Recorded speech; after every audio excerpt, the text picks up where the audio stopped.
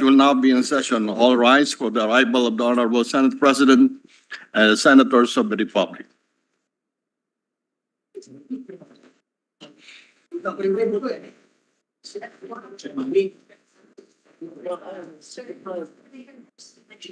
Majo. Si Majo. Basta alam niyo.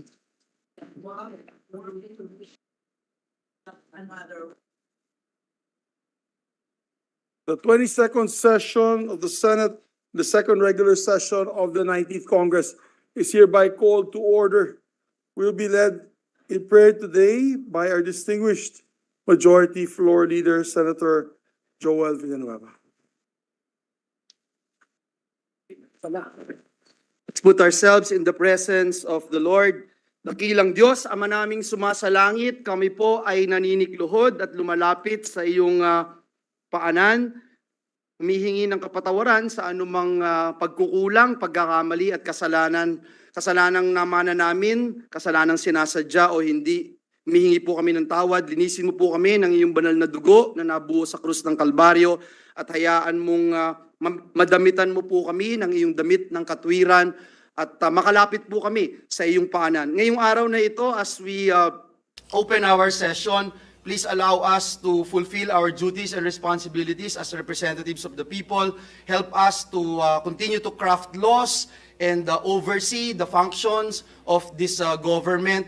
And we know for a fact, Lord, that you love us and you want us to succeed and to give honor and glory to your name. We also pray for the victims of earthquake in Morocco. Death toll now is 2,901 and 5,530 were injured. We pray for our brethren there, and we also pray for our people here in the Philippines and scattered all over the world. We also acknowledge, Lord, your goodness and faithfulness to our beloved President, President Bongbong Marcos, who is celebrating his birthday today. We pray that you guide him and give him wisdom, the treasury of wisdom from heaven, and your favor, immense favor, be upon him as he leads this nation, our country, for your glory alone. We love you and praise you. In Jesus' mighty name we pray. Amen and amen. Thank you. Secretary, please call the roll of members. Roll call of members.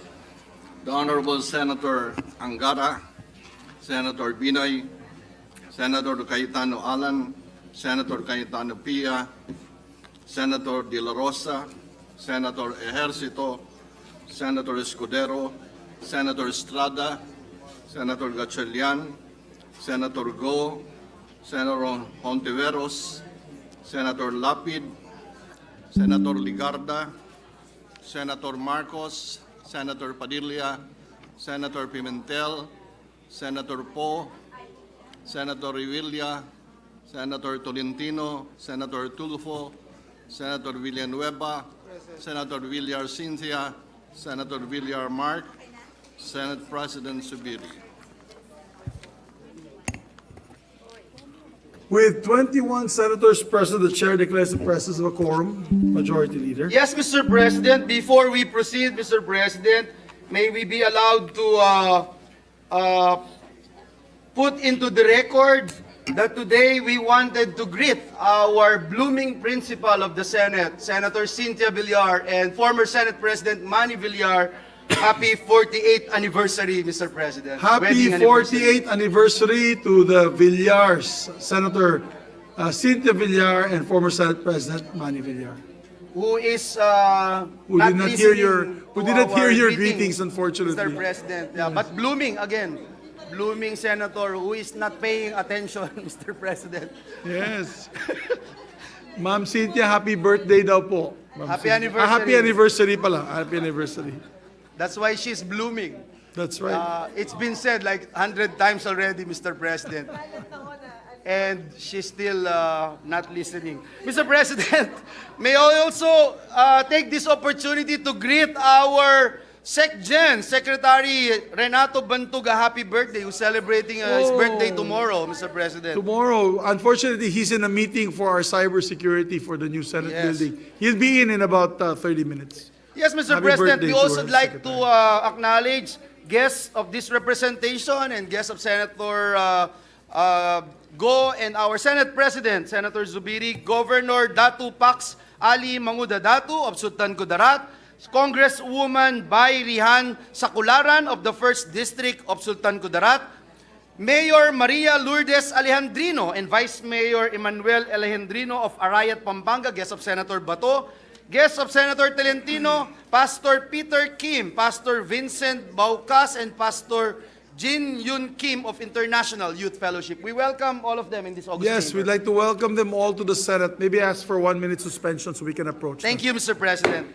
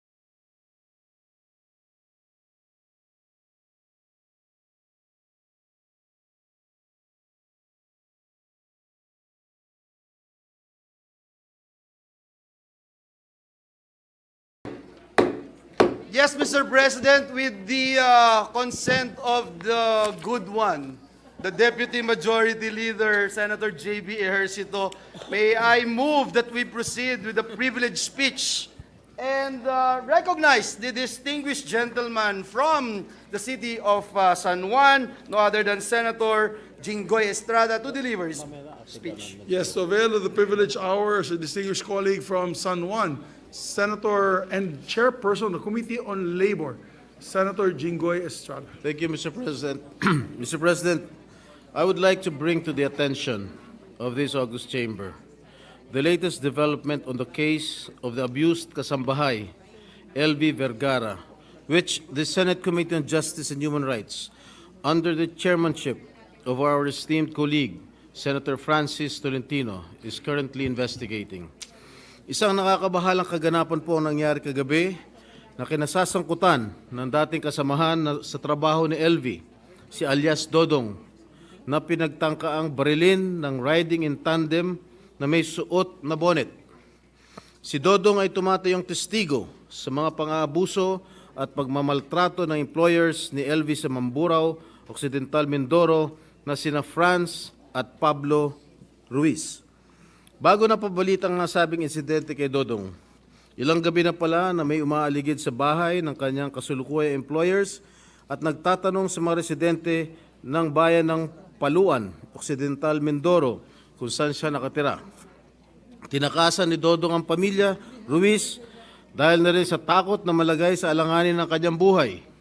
Ganun pa man, handang tumistigo si Dodong para patotohanan ang mga bintang ni LV at sa katunayan ay nagsumiti na siya ng sinumpaang salaysay sa piskalya kung saan nakasampa ang kaso laban sa mag-asawang Ruiz. Ginoong Pangulo, aking napag-alaman na kanina madaling araw ay nasecure na si Dodong at ngayon ay nasa pangangalaga ng CIDG Regional Headquarters sa Calapan, Mindoro Oriental. At dahil na rin sa napabalitang pag-casing ng mga kahina-hinaalang mga lalaki sa tinutuluyan ni Dodong, minarapat na mga kaanak at nagmamalasakit kay LV na ilipat siya sa mas ligtas na lugar nitong nakaraang Lunes. At dahil sa mga pangyayaring ito, maging ang mga kasulukuyang employers ni Dodong ay nangangamba na rin sa kanilang kaligtasan.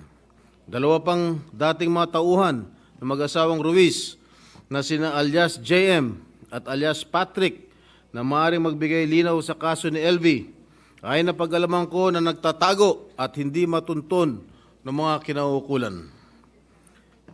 Ginoong Pangulo, bago pa man nangyari ang pagtatangka sa buhay ni Dodong, may mga pulis at sundalo nang nakabantay sa bahay ng kanyang bagong employer batay sa ulat noong September 10 ng ABS-CBN reporter na si Dennis Datu.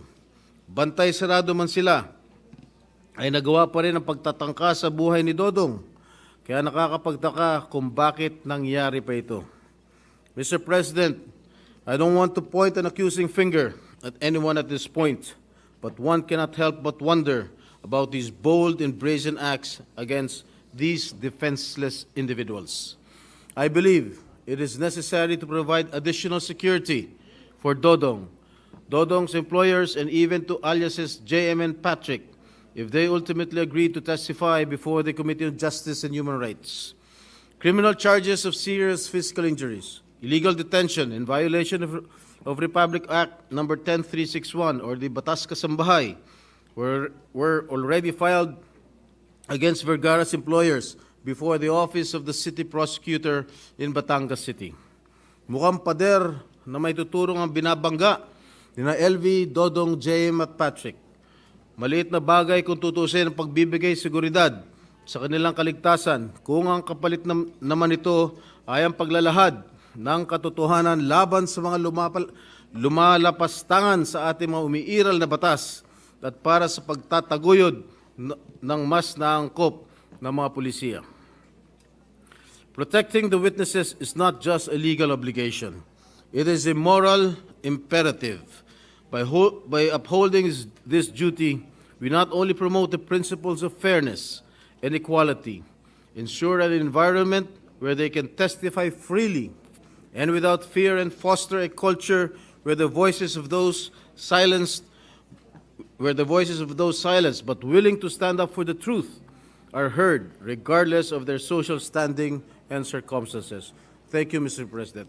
By the way, Mr. President, I will entertain interpellations after the period of amendments by the good one in his bill, Mr. Senate President. Yes, Thank you, Mr. President. Yes, just for the record, he insisted that you all go ahead of him in the agenda today. So, Majority Leader? Mr. President, I think Senator Bato de la Rosa is raising his hand, Mr. President. Yes, our distinguished colleague from Bohol and Davao, Senator Bato de la Rosa is recognized. Just a short manifestation lang, Mr. President, Majority Leader. I wish to associate myself with the privileged speech being delivered by our good colleague, Senator from San Juan. Alam mo, Mr. President, I think public order really is something that is need to be focused on sa ibang lugar ng Pilipinas. Hindi naman lahat, Mr. President, pero ito ngayon, you can just imagine the sequence of events. Kung gaano kaabusado yung mga amo. Ewan ko kung amo ba is a Tagalog term, Mr. President? Amo, yes. Is a Visayan term for us. Amo din. Amo. Yes. Yung amo nung katulong na binulag, if you were able to hear the testimonies that were delivered during the committee hearing of Senator Tolentino, grabe, sobra-sobra yung pang-abuso. Tapos ngayon, nakasecure tayo ng isang witness na makatulong para mapanagot ang may sala. Ngayon, yung witness na isang trabahante rin nila, ay ngayon ay inattempt pa na patayin kagabi. It was not really an attempt, but it was a frustrated murder ang nangyari kagabi. Mabuti na nakatakbo at mabuti naman at mabilis nakatawag kay Senator Tolentino at natulungan rin natin na maikunik sa CIDG. Because you can just imagine, request yung ordinaryong tao lang ito, nag-request na huwag nyo kaming i-refer sa local police dahil mayaman yan at very influential dito sa lugar namin yung mga suspect. Please, sa CIDG nyo kami ipa-refer. So, we are very much dismayed, Mr. President, being the chairman of public order and dangerous drugs. Pag gano'n ang reaksyon ng isang ordinaryong mamamayan na nagiging biktima ng karahasan na ayaw magtiwala sa local police dahil influential yung mga suspect, ay siguro, isa lang yan, Mr. President, pero ang dami pa siguro sa buong Pilipinas na nag-experience ng gano'n na injustice na kanilang dinaranas ngayon. So I hope that, Mr. President, the Senator Tolentino will act swiftly on this case and he should call another hearing para mabigyan ng lesson itong mga suspect na ito, Mr. President. Dahil sobra na talaga. I hope Senator Tolentino will do that. Thank you, Mr. President. Thank you, Mr. President. Before I recognize the two gentlemen raising their hands, Mr. President, I cannot help also, Mr. President, but join our distinguished colleague, Senator Jinggoy Estrada, in condemning in strongest terms this harassment against our kababayan, Dodong Vergara. Mr. President, seeing that video na mismong sarili mong pulis, hindi ka maprotektahan, sarili mong pulis sa iyong komunidad, hindi mo ma-exercise yung right mo to go around, Mr. President. Nakakalungkot, Ginoong Pangulo. And I hope and pray na gaya ng mga nakaraang pagkakataon, ang Senado ay tumayo at nanindigan para ipagtanggol ang marginalized sector of our society. At hindi tayo dapat pumayag, Ginoong Pangulo, na magpatuloy ang ganitong uri ng gawain na maging palakasan system. Pati doon sa kitang-kita naman, Ginoong Pangulo, yung ginawang panghaharas at pagmamaltrato sa ating maliliit na kababayan. With that, Mr. President, may I move that we recognize Senator Francis Tolentino, the chairperson of Before our we Justice. recognize Senator Francis Tolentino, I was wondering about that because there was a video. What were the two policemen doing going back and forth? Were they scouting the area? Were they unfriendly forces, or were they trying to secure They were the looking for him. They were obviously harassing, Mr. President, our kababayan, Dodong Vergara. And as mentioned by Senator Bato, during the hearing, the concerned personalities were asking not to allow the local police to meddle and be part of this investigation because they feel that they are not safe. Thank That's a you, sad Majority fact, Leader. Mr. President. Thank you, Majority Leader. Senator Tolentino is seeking Senator the floor. Mr. Tolentino is recognized. Thank you, Mr. President. I thank the good gentleman from San Juan for reiterating again the need to act expeditiously in order to seek justice, attain justice for Manang LV Vergara. Rest assured, Mr. President, that your Committee on Justice and Human Rights will be doing everything.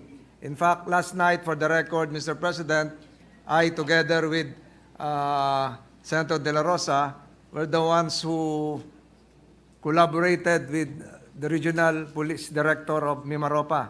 Around 10:30 p.m. last night, Mr. President, General Joel Doria assured us that alias Dodong will be secured. Senator De La Rosa contacted the CIDG to ensure likewise that alias Dodong will be brought to safety within the premises of CIDG in Calapan. So at around 3 a.m., Mr. President, nilipat nga si alias Dodong sa Calapan. Hindi pa ho siguro ito ang huling kabanata, and we are moving forward to have even Manang LV Vergara be placed under the Witness Protection Program.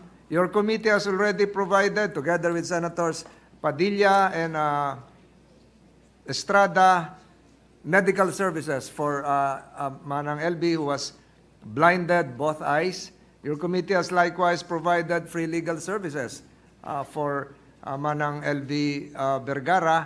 Hindi pa ho tayo titigil dito hanggat hindi pa ho ito natutuldukan, at naniniwala po kami na kahit 5 o 6 yung abogado na dinadala nung Ruiz couple, meron pong pupuntahan po to. Rest assured, Mr. President, that we will still conduct another hearing, and with the assistance of Senator De La Rosa, Senator Padilla, Senator Estrada, and even Senator Tulfo before, during the first hearing.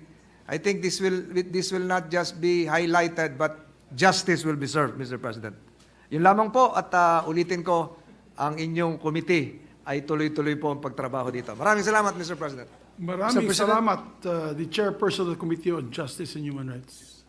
Yes, Senator Bato de la Rosa. Just a short, Mr. President, I might be misconstrued as to not having trust and confidence to the local police, Mr. President, with my previous statement, but in fairness to the local police, they have my full trust and confidence. I'm just re-echoing the sentiment of Dodong being an ordinary citizen na talagang marginalized na tao. Tapos ngayon, just to emphasize, I am not emphasizing the inefficiency of the police. No, I am emphasizing ang lawak ng saklaw, ng clout or influence nito mga suspect na ito. Kaya nakapagsabi si Dodong ng ganon. Takot siya. Pero in fairness to the local police, they will not, they are performing their job. They are enforcing the law without fear or favor. But in-emphasize lang talaga natin na natakot si Dodong. Yun lang, Mr. President.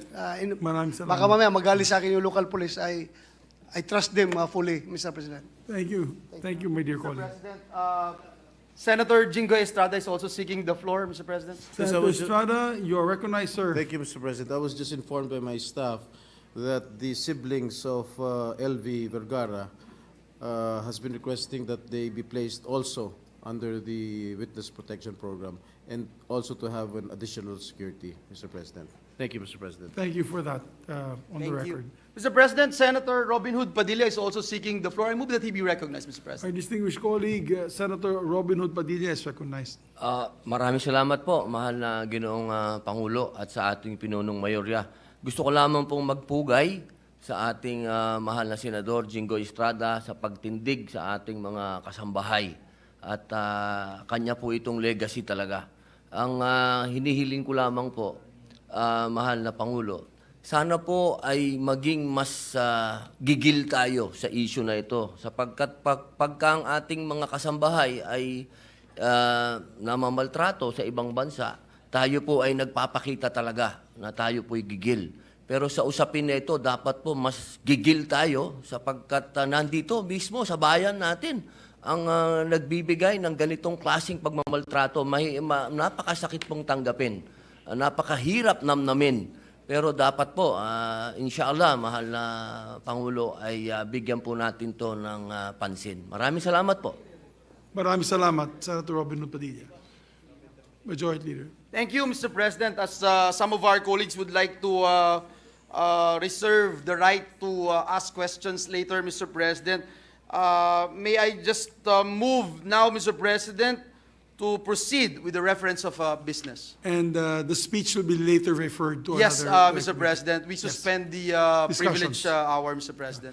There being no objection, would you want to move to dispense with the reading of the journal first, or? Not yet, Mr. Oh, it's not President. yet ready, We are, okay. At a later So, hour. there being no objection, we ask the Secretary to proceed Thank with the you, reference Mr. of business. President. Thank you. Message from the House of Representatives letter informing the Senate that on 5 September 2023, it passed the following House bills in which it requests the concurrence of the Senate. 8580, an act establishing a satellite multi-species marine hatchery of San Juan, Southern Leyte, and appropriating funds therefore.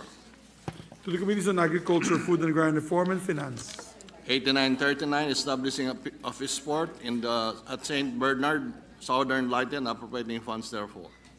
Committees on Agriculture, Public Works, and Finance. 8910, providing for national policy in preventing adolescent pregnancies and institutionalizing social protection for adolescent parents. To the Committee on Women and Children, Social Justice, and Rural Development. 8925, an act requiring the proper and immediate burial of Muslim cadavers in accordance with Islamic rites. To the Committees on Cultural Communities, Muslim Affairs, and Local Government. 8839, an act granting Philippine citizenship to Lee Duan Wong. An act granting Philippine citizenship to Ko Chi Su. An act granting Philippine citizenship to Ko Fang Su. And 8838, an act granting Philippine citizenship to Ko Wei Su. Refer to Committees on Justice and Human Rights. 8945, an act establishing a land transportation franchising and regulatory board, district office in Kaibigan, Masbate, and appropriating funds therefore. 8946, creating an extension office of the Maritime Industry Authority in Liloy, Zamboanga del Norte, and appropriating funds therefore. The Committee on Public Services and Finance. 3946, providing for the manner of election of the elected members of the Sangguniang Panlalawigan of Laguna, representing the cities of San Pedro, Santa Rosa, and Binian. To Committees on Electoral Reforms and People's Participation in Finance. House Bill number 8441, declaring a parcel of land located in the municipalities of Maria Aurora, San Luis, Baler, and Dingalan, in Aurora, in the municipality of Bungabon, the province of Nueva Ecija, a protected area with the category of protected landscape under the National Integrated Protected Area System, to be referred to as Aurora Memorial Protected Landscape, providing for its management and appropriating funds therefore. To the Committees on Environment, Natural Resources, and Finance. 8710, establishing a special economic zone in the municipality of Medellin, province of Cebu, creating for the purpose the Cebu 4th District Special Economic Zone Authority, and appropriating funds therefore. To the Committee on Economic Affairs, Local Government, Ways and Means, and Finance. Bills on first reading. Senate Bill 2435, an act declaring the province of Southern Leyte as a tourism zone and appropriating funds therefore, by Senator Go. To the Committees on Tourism, Environment, Natural Resources, and Finance. 2436 is standardizing the retirement benefits of justices, judges, and judiciary officials conferred with judicial rank, salary, and privileges, and appropriating funds therefore, amending for the purpose, RA 910 as amended by Senator Go. To the Committees on Civil Service, Justice, Human Rights, and Finance. 2437, declaring the maritime zones under the jurisdiction of the Republic of the Philippines by Senator Tulfo.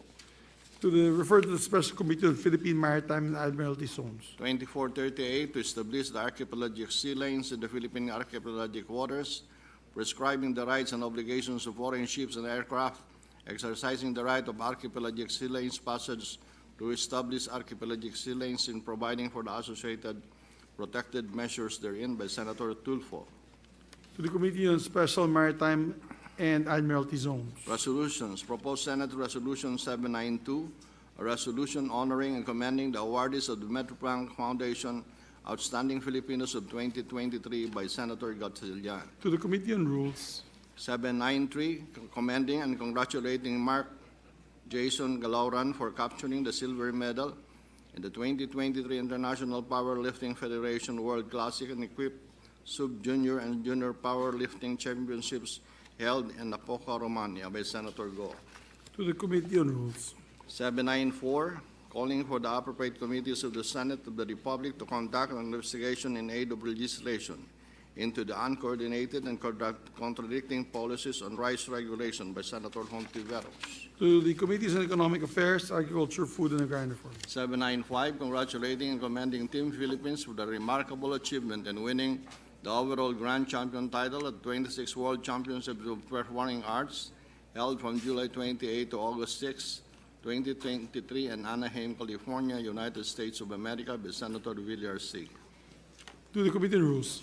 Committee report number 120, prepared and submitted by the Committee on Economic Affairs upon the recommendation of its subcommittee on PENCAS and Blue Economy and Committee on Environment, Natural Resources, and Climate Change and Finance on S number 2439, with Senators Ligarda, Revilla Jr., and Villanueva as authors thereof, an act institutionalizing the Philippine ecosystem, a natural capital accounting system mandating its use in policy and decision-making, designating the agencies responsible for its implementation, providing institutional arrangements among responsible agencies and appropriating funds, therefore recommending its approval, and substitution of Senate Bills 1914, 2041, taking into consideration House Bill 8443, sponsor Senator Ligarda.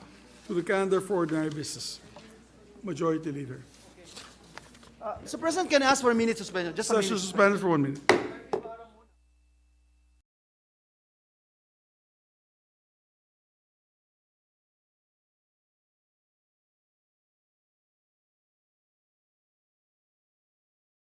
I move that we resume consideration of Senate Bill number 2386 under Committee Report number 99. This bill pertains to the Real Property Valuation and Assessment Act. I so move, Mr. President. There being no objection to the motion is approved. Thank you, Mr. President. The parliamentary status of the measure is that we are now in the period of interpellations and debate. With that, I move to resume the period of interpellation and recognize the sponsor, the chairperson of the Senate Committee on Ways and Means, Senator Win Gatchalian, and to interpellate our Deputy Minority Leader, Senator Risa Hontiveros. Our distinguished colleague, Senator Sherwin Gatchalian, Chairman of the Committee on Ways and Means, is recognized, and to interpolate the distinguished Deputy Minority Floor Leader, Senator Risa Hontiveros. Salamat kaayo, Mr. President. Good sponsor. Would you be willing to take some questions about this? Yes, more than willingly. Thank you, Mr. President. Thank you. Good sponsor, Mr. President. Home ownership. Home ownership is a shared aspiration for many Filipinos, as well as one avenue for families to rise out of poverty. In fact, it is one of the priorities in Ambition Natin 2040, the NEDA's long-term vision for the Philippines. The primary objective of this bill is, in essence, to provide a single valuation for real estate in the Philippines. However, some concerns have been raised regarding higher costs of home ownership, brought about by the sudden increase in official land valuations the proposed bill might bring about. Whenever the market values for real property in a particular locality are re-evaluated, the trend is almost always upwards. Thus, accurate po bang sabihin na yung bagong market values sa schedule of market values ay magiging mas mataas kaysa sa existing market values sa ating tax declarations at sa zonal valuations ng Bureau of Internal Revenues, Mr. President?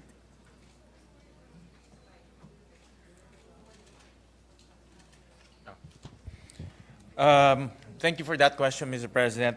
Mr. President, not necessarily.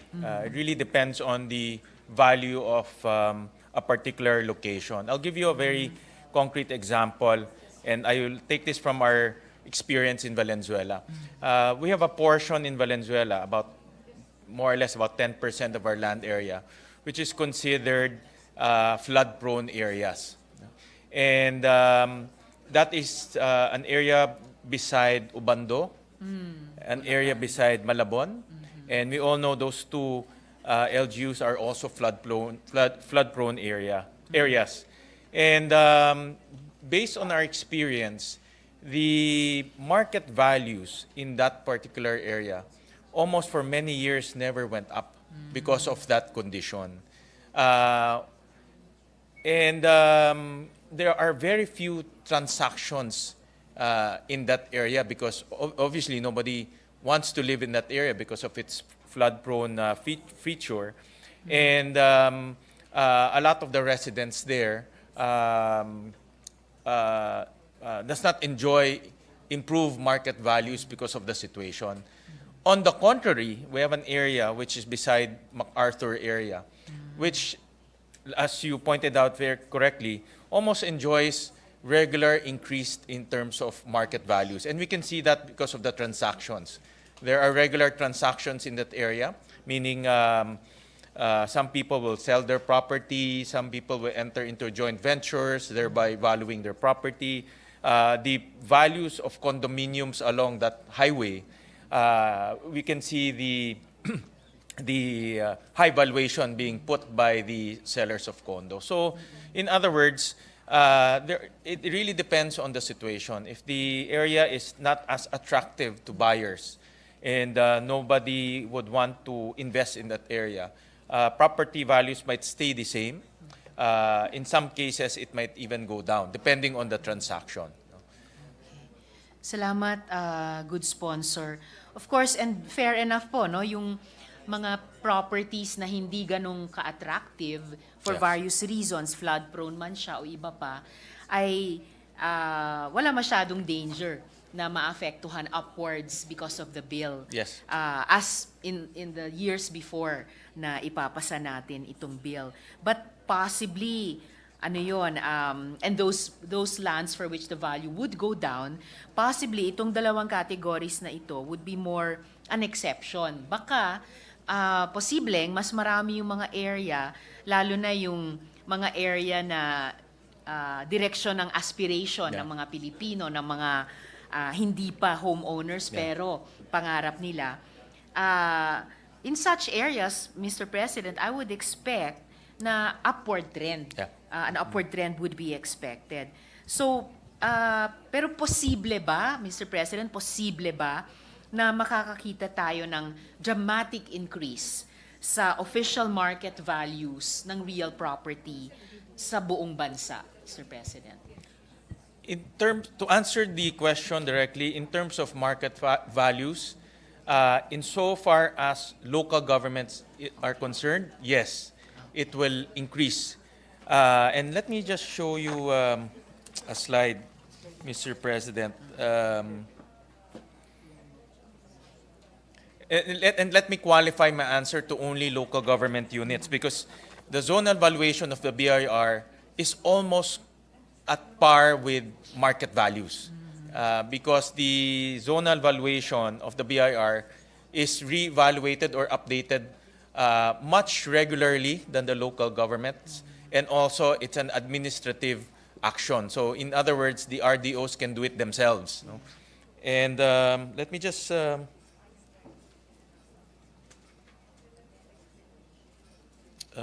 a slide.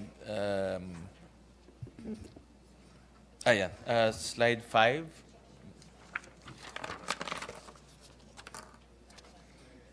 And this is just a sample, Mr. President, of different market values in different areas, Mr. President. Like for example, and again, Mr. President, these were randomly chosen. Like for example, in Makati, along Ayala Avenue, in their tax declaration is 40,000 pesos. But the zonal valuation of the BIR there is already 940,000 pesos per square meters. And in recent transactions, no, on the average, and you can check this, people can check this with Colliers, with Lichu, in their website. The transaction can, on the average, is about 1 million pesos per square meter, Mr. President. In Cebu, it's the same. Along Salinas Drive, it's about 8,600 pesos per square meter. And the zonal valuation is 120,000 per square meter. But there are transactions there that ranges, or there are transactions there on the average is about 250,000 per square meter. So the valuation of the local governments typically are much lower because they don't update it on a regular basis. And that's the intention of the bill, is to update it. But then the update of the market values is only one of the variables that dictate the tax due. And I showed that yesterday during the interpellation of the good gentleman from Davao.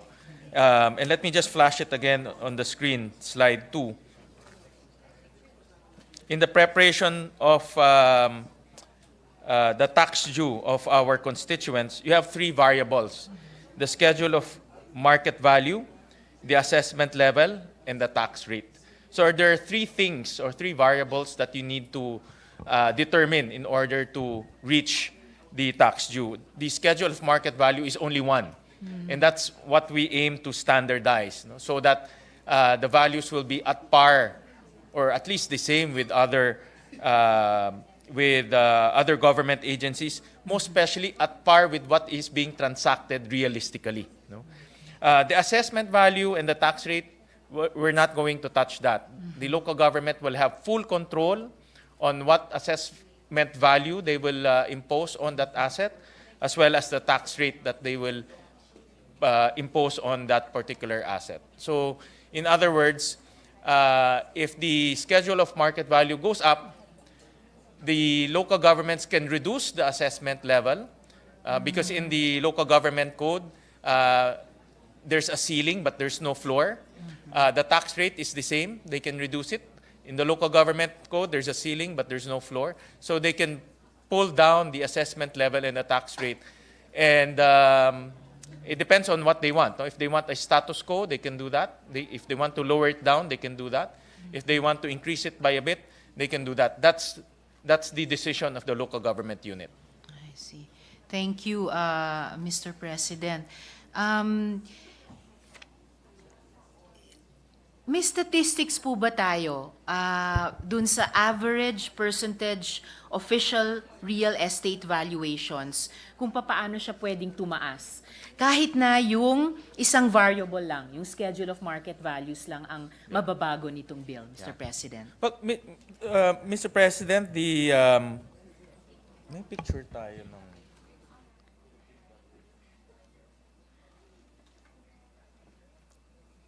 If the good sponsor would like, Mr. President, possibly even using those areas cited as examples earlier, Okay. Makati, Cebu, Yeah. Lawag, or others that the good sponsor may prefer. The question is if we have conducted simulations. Or, well, whether from simulations or historical records, but no, simulations, I guess, as an effect Okay. of this bill, kung may statistics po tayo sa average na pwedeng itaas nung percentage official, or sa average percentage, sorry, Yeah. average percentage na pwedeng itaas ng ang official real estate valuations. Kung gaano kataas. Depends yata. Okay. Hindi, meron ako. Alam ko na. Alam ko na. Hold on, Mr. Chairman. We have, Yes, Mr. Mr. President, we have a... We have ano yung percentage difference?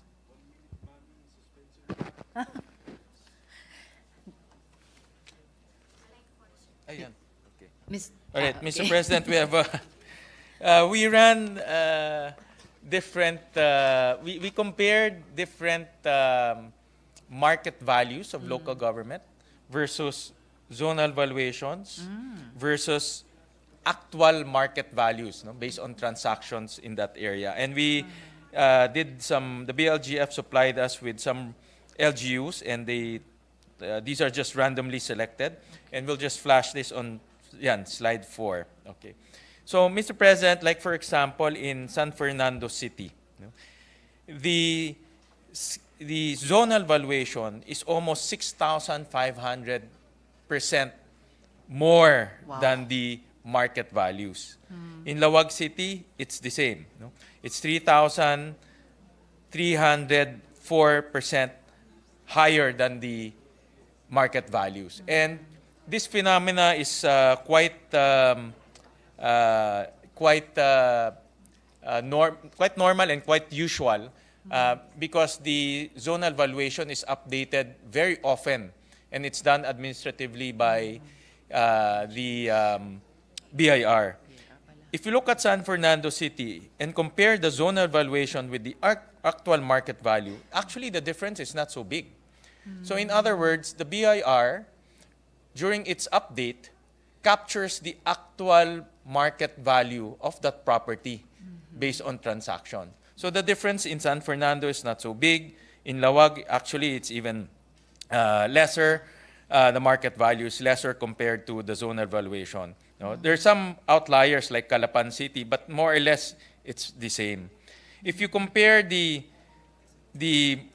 schedule of, if you compare the local government market value, or the SMV we call it, no? Schedule of market value versus the actual market value, you can see that the difference is quite high. No? In San Fernando, it's about 6,000%. In Lawag City, it's about 1,800%. In Baybay City, it's about 3,900%. So in other words, Mr. President, what the values being used by the local government unit is quite low or very low compared to the actual market value. It really depends on the local government, no? But the highest that we've seen is in San Fernando. In Valencia City, it's not so bad. It's about 152% difference. So, and the reason for this, Mr. President, is in most cases, the local governments, they don't update the market values. No?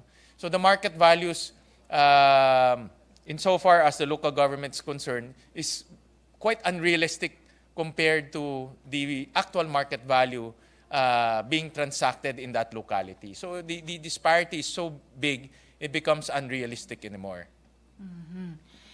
Thank you, Mr. President. So we're saying that right now it's unrealistic because it doesn't Reflect the actual value Correct. as pegged by the local government units. Yes. And we're saying, Mr. President, that the true or the real value is what the BIR says it is. It's closer. Closer. It's closer, Mr. President. And you can see, like, for example, in Calapan City, there's a 216% difference. Yes. But generally, it's closer. No, it's closer because they update it regularly. No?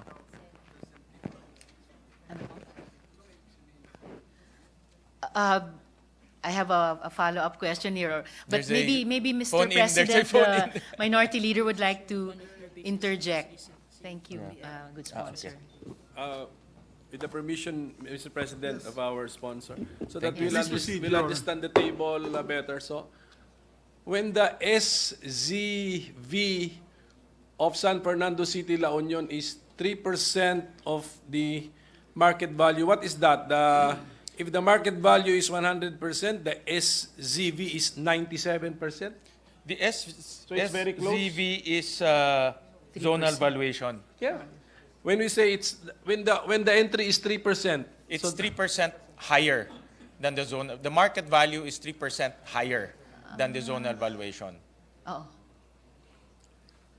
the market value is 3% higher than the Zonal valuation. zonal valuation. So magkalapit sila. Halos magkalapit Yes, na. so in Calapan City, the market value is 216% higher Higher than the zonal value. valuation. So in that case, So mga 1/3 siya. yes. Si zonal value, But there are cases also, Mr. President, that the market value is lower than the zonal valuation. That's why that when would you, be the negative that would be the figures. negative.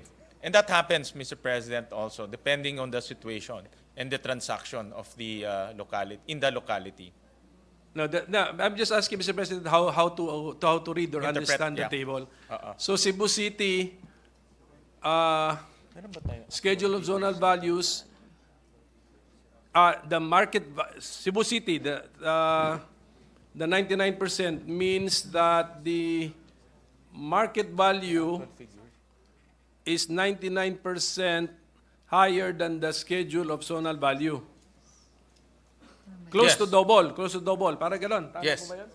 So, okay. Yes. So that's how we read the table, Mr. President. Yes. Thank you. Correct, thank you Mr. for- President.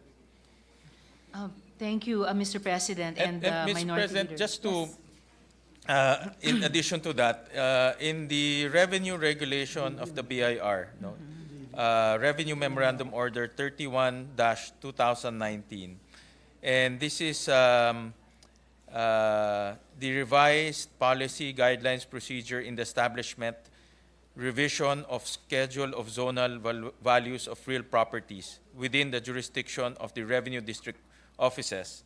One of the guidelines here,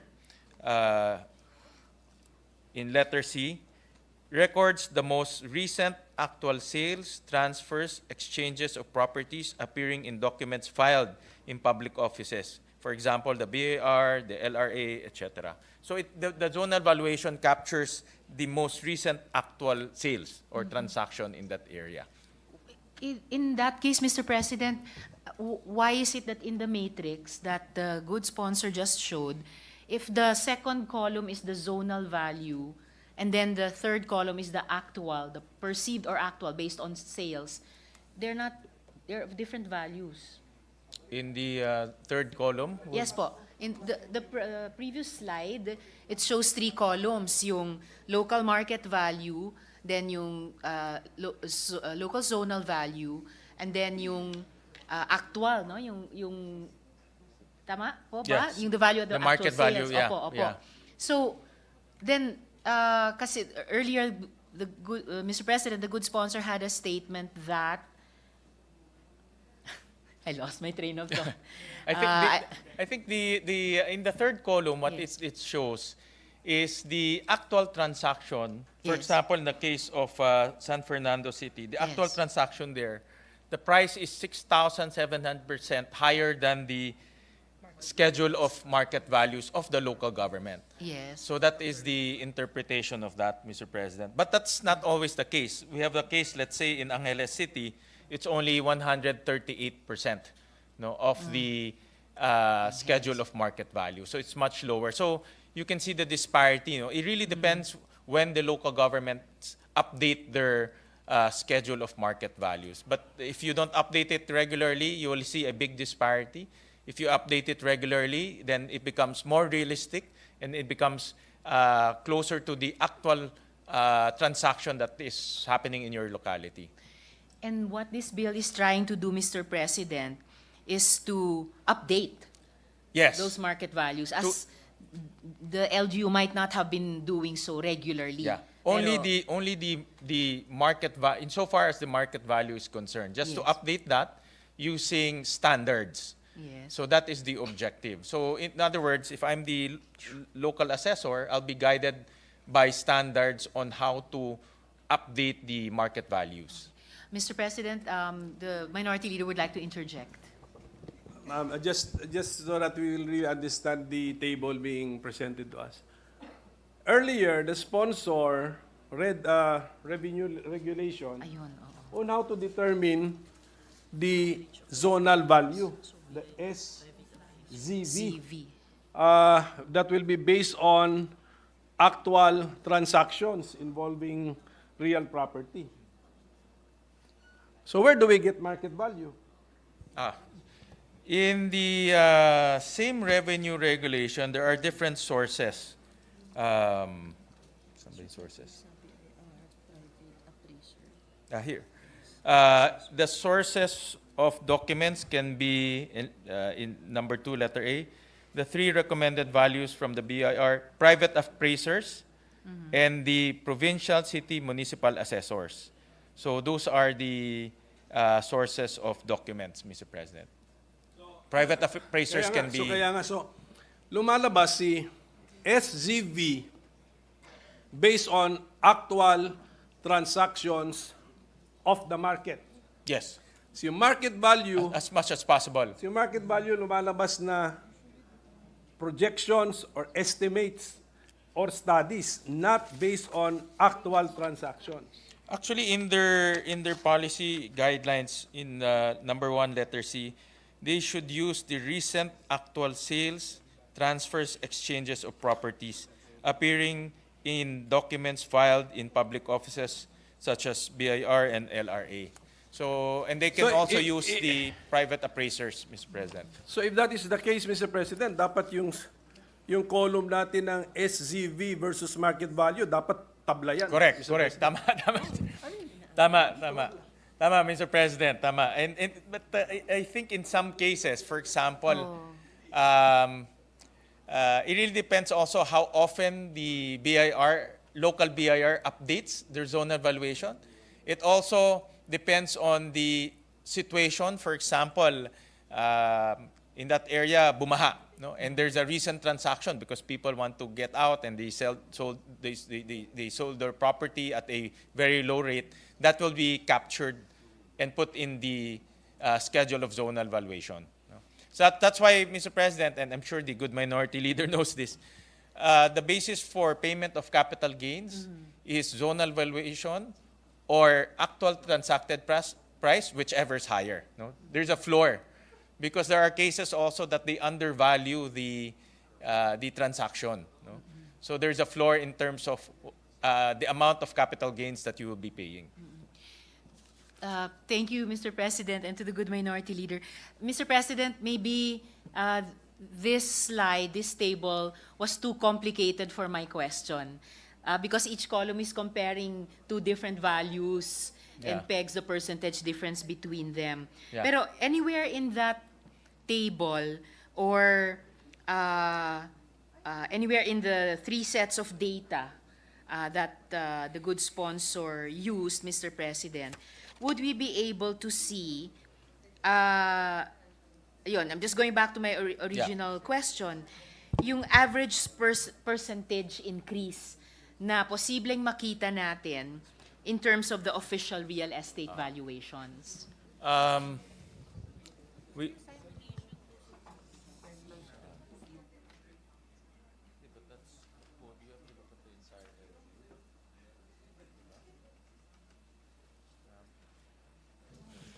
well, Mr. President, I think to answer that, we have to look at all the 200 LGUs?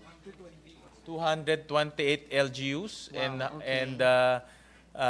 their declared schedule of market value versus zonal valuation. So, but to put it simply, Mr. President, to put it simply, just to have some form of idea, if we are going to based on this table, if we are going to update all the local market values or local schedule of market values of those 10 local government units and put them at least near the zonal valuation of the BIR, the increase on the average is about 1,500 57%, Mr. President. Okay, thank you, Mr. President. But then again, the caveat there is this is just 10 of the 228 LGUs. The other LGUs might be updated.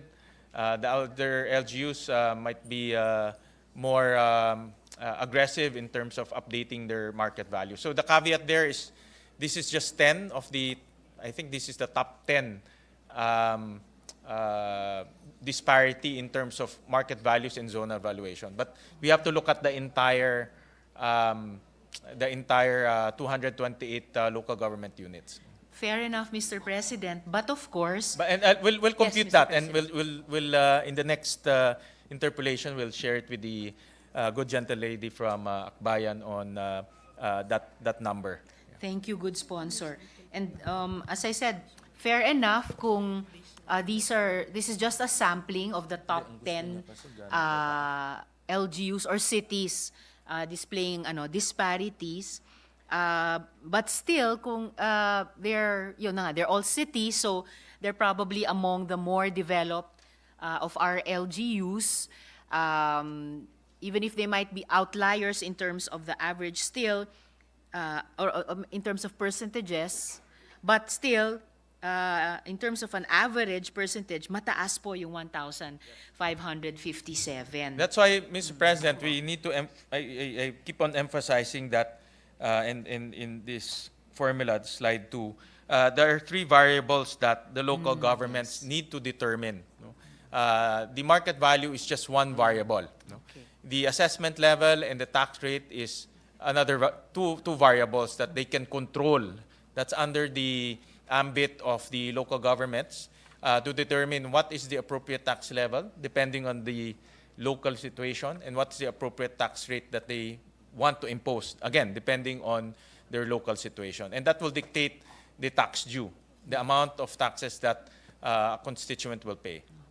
Thank you, Mr. President, good sponsor. I do understand, isa lang ito sa tatlong variables. This is only one of 3 variables that will be affected by the bill. But of course, in any mathematical equation, you change one variable, there will be an effect. Opo, That's in the true. That's overall why computation. the important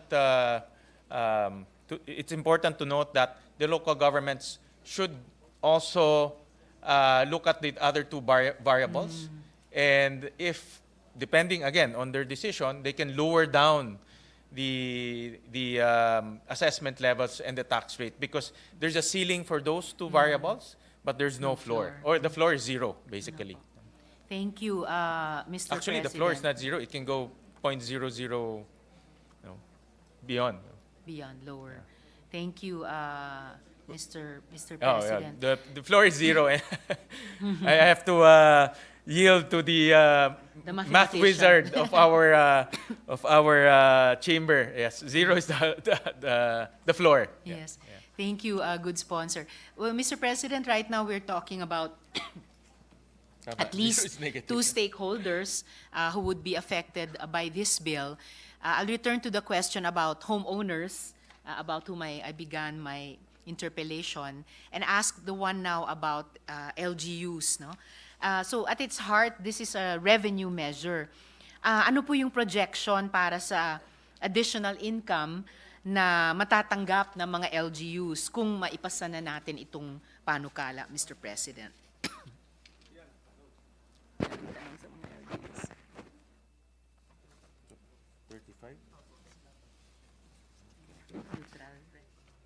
Scenario 1, no? Okay.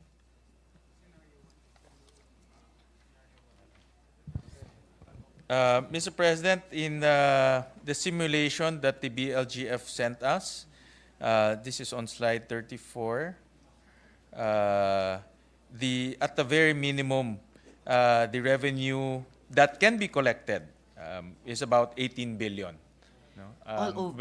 We'll 18 billion all over the country. All over, we'll flash it on the Mr. slide. President.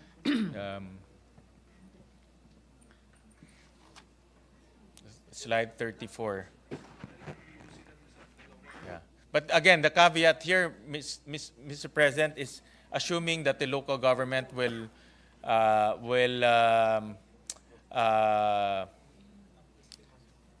will touch on their assessed value and touch on their tax rate. But if, for example, all local governments agrees that they want a status quo in terms of tax due, it can be zero. It can be zero increase. So ibig sabihin nga, as the minority leader was also saying, ibig sabihin, kailangan galawin din ng LGU yung dalawa pang factors. Yes, depending on, but we will not, that really depends on the sanggunian and the local government. No? So, but conservatively, about 18 billion. No? Excuse me, Mr. President. So conservatively, about 18 billion. Pero yun na nga, kung yung dalawang factors pag gagalawin ng LGUs, then this would be a revenue neutral Yes, bill yes, in effect. correct. That's absolutely correct. Okay. Thank you, Mr. President. Now, Mr. President, the draft law states that if the sanggunian, so ito yung dagdag ko pang mga tanong tungkol sa LGUs, if the sanggunian fails to pass an ordinance setting the appropriate assessment levels and tax rates, so yung dalawa pang factors, within 60 days, the existing ordinance on assessment levels and tax rates shall remain in force and effect. Kaya, kung yung market values para sa real property sa buong bansa tumaas, baka nga dramatically, pero sa anumang dahilan, may ilang mga sanggunian na hindi nila ma-update yung dalawang factors pa, yung assessment levels at yung tax rates sa loob ng 60-day period provided, kung meron man, ano yung likely effect sa real estate tax payments? So related din siguro dun sa 18B or 0 na pinag-usapan natin kanina, Mr. President. Well, Mr. President, what we want the sanggunian is to approve a revenue code so that they will update the schedule of market values, but we will not dictate what assessment levels and what tax rates they want to impose on their locality. So a scenario there is they will approve an ordinance, but they will dramatically lower down their assessment level, and also their tax rates. No? So what we are after is to update the schedule of market values, Mr. President. So that's what the effect of this provision, Mr. President. Salamat, Mr. President. So, posibleng dun sa mga sanggunian na yon or sa mga jurisdiction ng mga sanggunian na yon, walang pagbabago sa real estate tax payments. Yes, Pero Mr. ma-update President. yung revenue codes nila. Yes, Mr. President. And Mr. President, I would like to share with the body. We ran simulations in Valenzuela just to show to the body what the sanggunian can do. Like for example, in slide 10, Mr. President, we'll just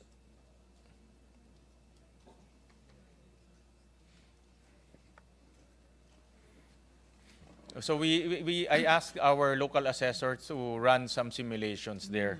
So on slide 10. Slide 10.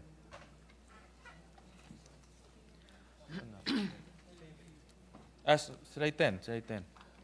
On slide 10, this is the actual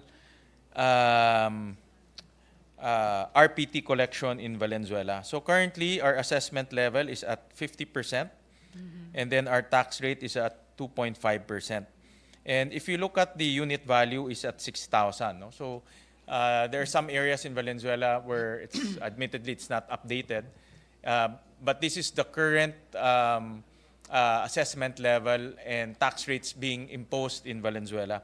And if you look at the tax due, let's just test the first row. It's 12,200 pesos. So that's the tax due of a taxpayer owning a 150 square meter lot valued at 6,000. So assuming we update the the market value in that area. So we'll go to slide 11. So in the same area, we update it based on the most recent transaction, slide 11.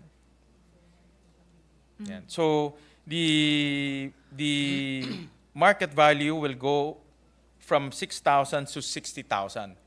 No? But the local government can lower down the assessment level from 50% to 5%, and not touch the tax rate. It will only touch the assessment level. If you look at the tax due, the RPT due, it's the Pareho same. lang. No, 11,250. So there are several ways that the local governments can tweak in order to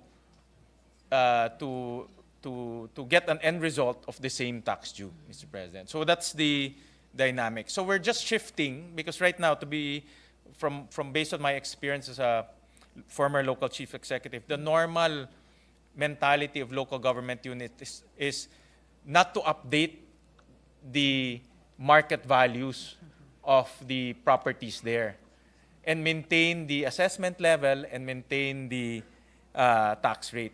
So we're changing that mindset by updating their market values, but they can also lower down their assessment levels. No?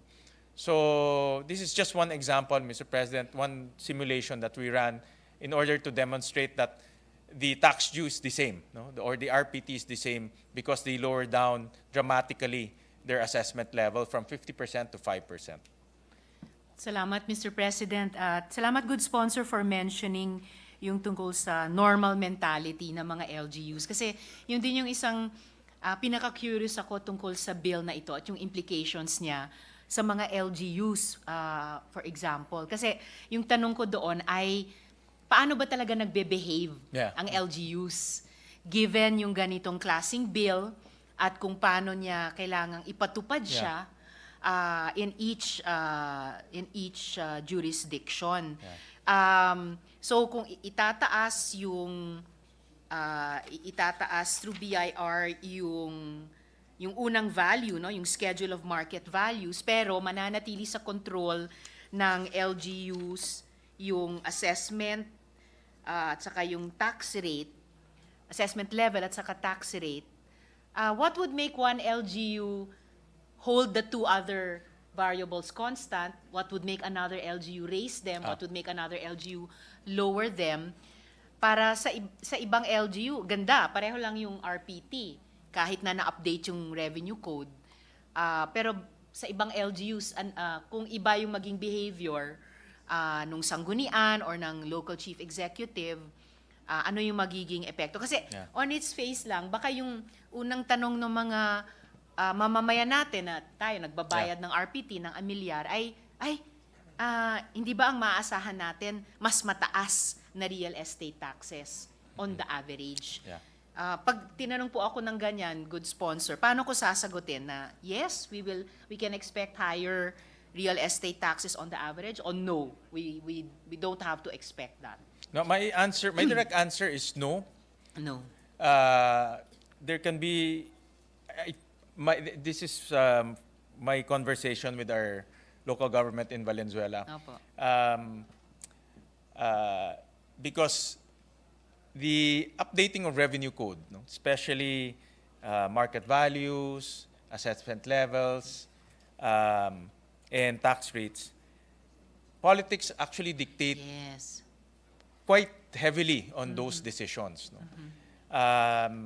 And traditionally, I've seen this with many local governments, no, that they do not touch the market values, but instead they raise the assessment levels. No? Okay. That's the traditional way of coming up with their tax collections or their RPT collections.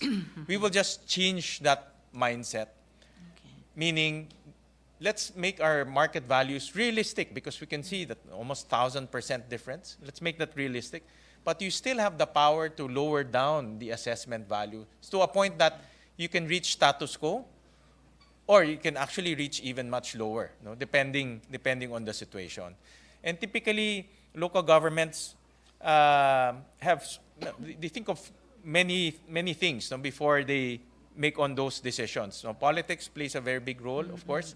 Local situation also plays a very big role. For example, if it's a calamity-prone area, or it just recently experienced disasters, those decisions come into play, Mr. President. So, admittedly, we will need to change the mindset, but the powers remain the same, meaning the powers to lower down tax dues, coming up with status quo tax dues, or even higher tax dues. Those powers still remain in the hands of the local governments. Okay. Salamat, Madam President. This is quite a social experiment, ha? Good sponsor. Opo. Ngayon Well, ko mas na-appreciate, na-realize, pero medyo na-challenge din po Yeah, ako yeah. considering it. Kasi usually pag nagpapasa po tayo ng mga batas, alam natin na may cultural change din embedded Yeah. dyan para sa mga mamamayan. Yeah. Ito naman, revenue measure na usually para sa atin, figures lang, numbers, Yeah. no? Pero meron palang implication ito sa pagbabago ng, ano ba yan, financial management behavior ng mga LGUs natin. Kasi kumbaga, sa batas na ito, pipilitin natin sila through their new revenue code, baguhin yung, o at least i-acknowledge, i-recognize na iba yung market value. Pero sasabihan natin sila na pwede namang wag niyong galawin or ibaba niyo yung assessment level at saka yung tax rate na maaring on each of those three variables before, iba ang behavior nila to achieve a certain outcome. So it's very interesting, Madam President, Mr. good sponsor to say the least. Yes, Mr. Opo. President, it does. And the whole essence of, even in the local government code, it calls for fair market value. Meaning, what is the fair market value in that area? And of course, there are many models that you can use to determine that, no? And that's in the Philippine valuation standards. But the most basic principle of fair market value is what is the most recent transaction in that area? What is the most recent construction or joint venture that valued that property? And that's what's required in the local government code. But because local governments do not update their schedule of market value, it's not, the fair market value is not realistic anymore. No, Okay. it's almost, I mentioned earlier, almost 1,557% less than the zonal valuation of the BIR. So it's not realistic anymore. So we want to make it realistic to reflect the real market value in that area. But the local government still controls what to impose on to their local constituents. And that, again, that decision will remain with the local government units depending on the situation. Salamat, Madam President, good sponsor. As a last point on how interesting this bill is, even more interesting than when we first studied it, so pwede palang, in that aspect, pwede palang i-consider itong bill na companion measure sa local government code. Yes, Mr. President, it does. Opo. It's a companion measure, Mr. President. Okay. Then again, the minority leaders also saying na it actually repeals certain provisions or Yeah. some provisions of the local government code. So I guess progressive legislation then, if not exactly a companion measure, some kind of progressive legislation with mga assumptions dun sa mga studies, halimbawa na ginawa ng good sponsor of overseeing or evaluating how the local government code has been implemented. Yes. As far as itong usapin ng real estate taxes is concerned. Madam President, good sponsor, paano kung yung sanggunian hindi siya nakapagpasa ng bagong tax ordinance sa loob ng period provided? Nasaan yung kahapon? Anong penalty? You may mean what penalty? Or ano pong mangyayari? Ano pong magiging epekto kung within the period provided, hindi naman magtatagumpay yung sanggunian sa pagpasa ng bagong tax ordinance? The existing It the remains existing in force revenue and code effect. will still be in effect. Okay po, salamat. The tax ordinance, the Madam existing President. tax ordinance and the revenue code Okay will po. be still in effect. Okay po. Huling tanong ko tungkol sa LGUs bago ako dumako sa homeowners or potential homeowners. Yung possibility ba ng pag-suspend ng paggamit ng new valuations hanggang ma-update ng mga sanggunian yung tax levels nila at yung tax rates nila, na-consider po ba ito, Madam President? Let me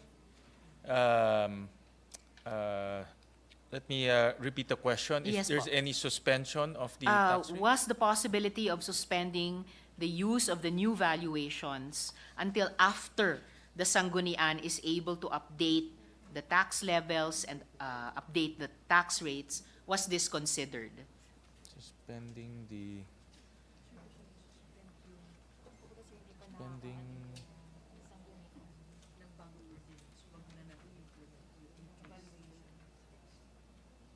parang goes hand in hand.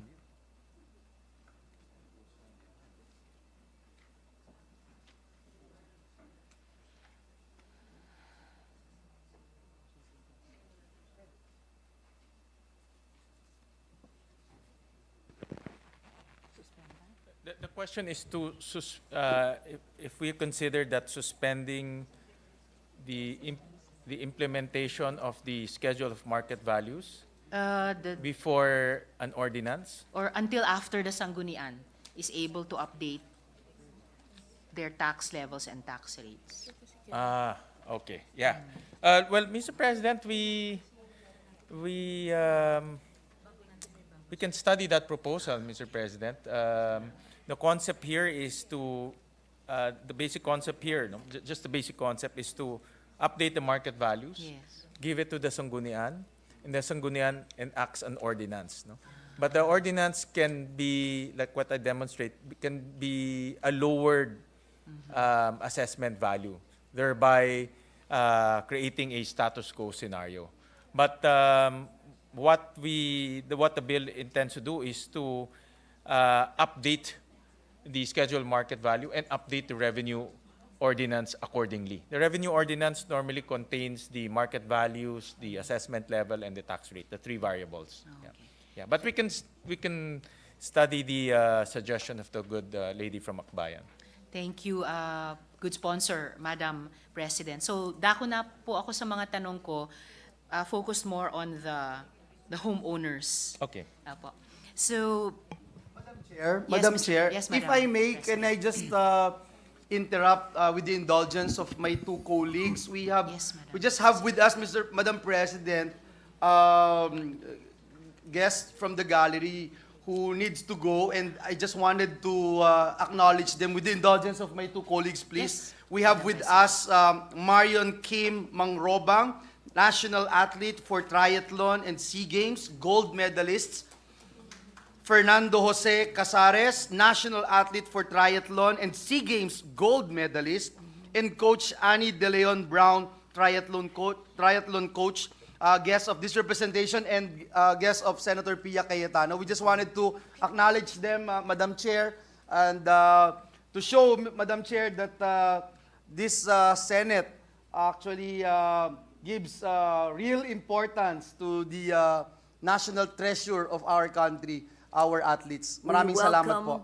We welcome our guests to the Senate and congratulate them for the honor, for bringing honor to our country. Congratulations to our young guests. Actually, Your Honor, believe it or not, in this late month of the year, Burr months na, they still have 6 international races to join before the year ends. So, bugbugan pa rin ang kanilang training and competition. So, thank you, Majority Floor Leader and Presiding Officer, for giving them the honor. We really, as the Majority Floor Leader Please say, allow in the us Senate, to, we really to welcome them. Thank you recognize. for putting it on record.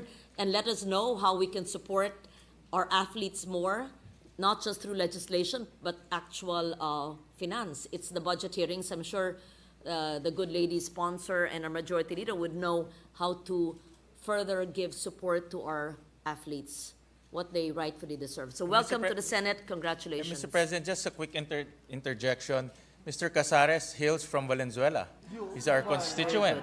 So he's a proud triathlete coming from the city of Valenzuela. Then the gentleman from Valenzuela would take care of them, Madam President. Yes, they should be taken care of. Congratulations. Extra help. Thank you. Thank you, distinguished colleagues. Thank you, Senator Gatchalian, We Senator proceed now. Ontiveros. Please proceed, ma'am. Thank you, Madam President, good sponsor, Majority Leader, and the gentle lady from Kaibigan, Pateros. I'm so happy for the interpellation to be interrupted also so we could greet Coach Annie, an old family friend. Mabuhay po. So just to continue, good sponsor, Madam President, with the questions relating more now to the homeowners. One other aspect is the effect of a sudden increase on land valuations on capital gains taxes, as well as taxes on transfers in general, such as donations, inheritances, and through inheritance. As the name implies, capital gains taxes should be imposed on the capital gain of a seller, essentially the difference between the price at which an asset was purchased and the price at which it was sold. However, under the current system, presumptive capital gains and documentary stamp taxes are imposed on the gross selling price of real property in the Philippines. This is likely in response to the prevalent practice of, as the good sponsor has said correctly, the practice prevalent of undervaluing real property in deeds of sale to reduce the amount of tax paid. So kung po may dramatic increase sa official valuations para sa real property, ano malamang yung magiging epekto sa tax burden para sa real estate sales at yung ibang transfers din tulad nga po nung pagmamana o kaya mga donasyon, Madam President. Thank you for that question, Mr. President. And I'll flash slide number 4 because we can see here the schedule of zonal valuation in different areas. And it really depends, Mr. President. There are some areas where the market value is below the zonal valuation. There are some areas where the market value is higher than the valuation. But it really depends. But on the average, Mr. President, the zonal valuation is more or less responsive to the actual transacted price in that area. And that's because the BIR is mandated to use the most recent transaction, Mr. President. So if you look at the schedule of market value versus the market value, it's about 87%, meaning the market value is 80% more than the zonal valuation. So the tendency there is probably undervalue it so that you will just pay the zonal valuation. But the zonal valuation is placed there because, as what the good gentle lady mentioned, Her Honor mentioned, is the prevalence of undervaluing the transacted price. No? So it serves as a floor for capital gains tax, Mr. President. So in other words, my short answer to that is the increase might not be substantial, or because the difference is very low, and there are cases that the zonal valuation might even go down, no? depending on the situation. Salamat, Madam President. But still, good sponsor, from LGU to LGU, sorry, nabalik tuloy sa LGU, but depending on the behavior of the LGU vis-a-vis those three variables o depende sa bagong revenue code na ipapasa ng sanggunian, the effect on the tax burden magiging pareho lang whether sale ito o inheritance o donation. Tama po. Yes, Mr. President. It's the capital gains tax is 6%. over the market price, over the transacted price, gross selling price, Mr. President. Alright po. So, still, now more on homeowners again. So, paano po natin mapoprotektahan yung mga homeowners laban sa mga adverse effects ng sudden increase sa official valuations? Well, Mr. President, my reaction to that, Mr. President, is the local governments will be responsive to the local clamor of their constituents. So meaning, if the local governments see that that there's no reason to increase the tax due of their constituents, then they can lower down the assessed value, assessed level.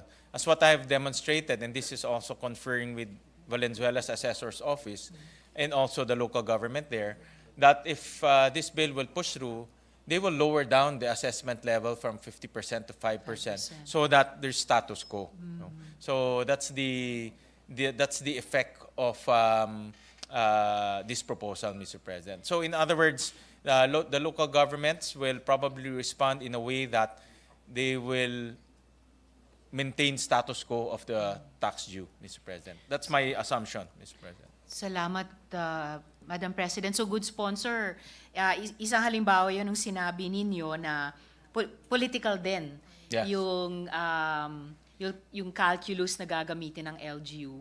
Paano niya exactly i-implement itong bill in relation also to the two other variables. At Yes. ibig din palang sabihin, kailangan may information campaign Yes, ito correct. sa mga Yeah. mamamayan para alam Yeah. nila, ops, pag didinigin na ng sanggunian itong bagong revenue code ng ating LGU, kailangan mag-participate tayo, kailangan sabihin yung positions ng mga homeowners associations, mga informal settlers, and other Yes. stakeholders in every Yes. LGU. You're absolutely correct, Mr. President. That's why in the bill, in the updating of the market values, we specified explicitly that there will be 2 consultative meetings, public consultations conducted by the assessor in order to update the schedule of market values, Mr. President.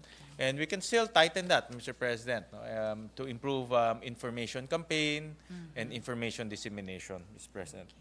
Salamat, Madam President, good sponsor. Kanina lamang pinag-usapan natin yung mga homeowners. What about yung hindi pa nag-o-own ng home? Nangangarap pa lang, ambition pa lang nila. So, aspirational ito.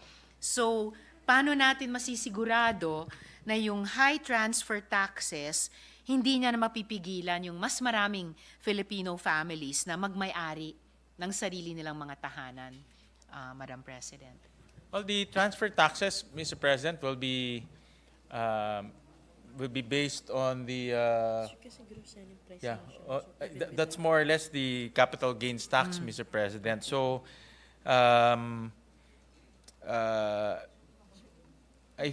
in my analysis, the zonal valuation is not so far off from the market value, Mr. President. So, the zonal valuation will still be used in this case, Mr. President. So, I don't think it will be I don't think the effects will be higher, Mr. President. Salamat, Madam President, good sponsor. And I guess, lalo na para dun sa mga pamilyang Pilipino who are in the lower socioeconomic brackets, lalong mahalaga, I mean, it's not touched on by the bill, pero lalong mahalaga magpatuloy lumawak yung ating mga social housing programs at maayos din yung financing ng Yes. mga iyon. Yes, Mr. President. Opo. Salamat. Madam President, good sponsor, bukod dun sa possibility ng pag-suspend ng paggamit nitong new valuations na sabi ng good sponsor pwedeng pag-aralan, ano pang measures pwede nating isama sa transition period para medyo swabe yung pagpasok ng market sa regime na ipatutupad nitong proposed measure, Madam President?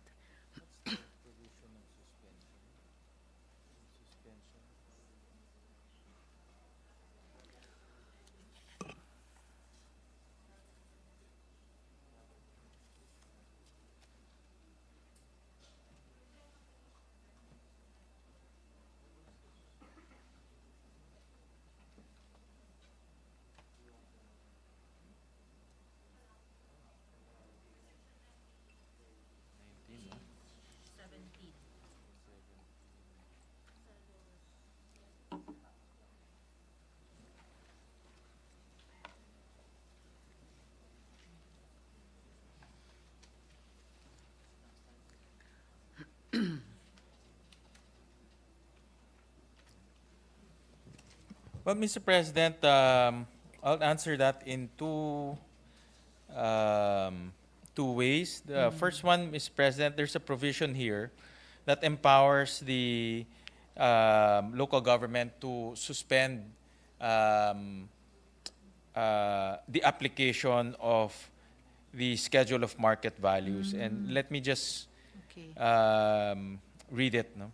Apo. In case of any significant change in market value where the property is located after the SMV has been approved and prior to the next revision, such as introduction of road right-of-way or similar infrastructure in times of calamities, disasters, whether man-made or natural, during a pandemic or a declared public health emergency, whether national or localized, and other analogous adverse circumstances where corrections of errors or inequalities in the SMV is deemed necessary, the provincial city assessor shall recommend revisions, meaning going down, to the existing SMV, to the BLGF regional office, and so on, Mr. President. So in other words, there is a, for example, there's a there's a pandemic or there's a big disaster that happened in that area. The assessor can recommend to lower down the schedule of market values because obviously the values of that property will probably go down. No? The other one, Mr. President, is we can introduce probably a transitory mechanism, Mr. President, and we're open to suggestion from the good lady from Akbayan on some recommendations on a transitory mechanism. Okay. Maraming salamat, good sponsor, Madam President, for that. So, hindi lang pala pag-aaralan ni na good sponsor yung possibility of suspending the use of the new valuations sa early stage ng implementasyon nitong batas na ito. Pwede rin, may kapangyarihan din pala yung LGU given certain adverse circumstances or situations to temporarily suspend the application of these market values. And salamat dun sa pagiging bukas na makapag-introduce ng transitory mechanism. I'll certainly study that and probably propose an amendment at the proper time. So huli na lang, Madam President, good sponsor, huling tanong, balik ulit sa government, but this time not LGUs, more of national government. And in relation din, dun sa aspiration nga ng mga pamilyang Pilipino na magmay-ari ng sariling bahay. So, paano itong mga mas mataas, paano itong mga higher property valuations ay aapekto sa cost ng expropriating property para sa government projects, partikular kaugnay ng mga approved at saka ongoing projects. Naalala ko rin ito dahil binanggit ng good sponsor yung usapin ng road right-of-way, Madam President. Ito ba yun?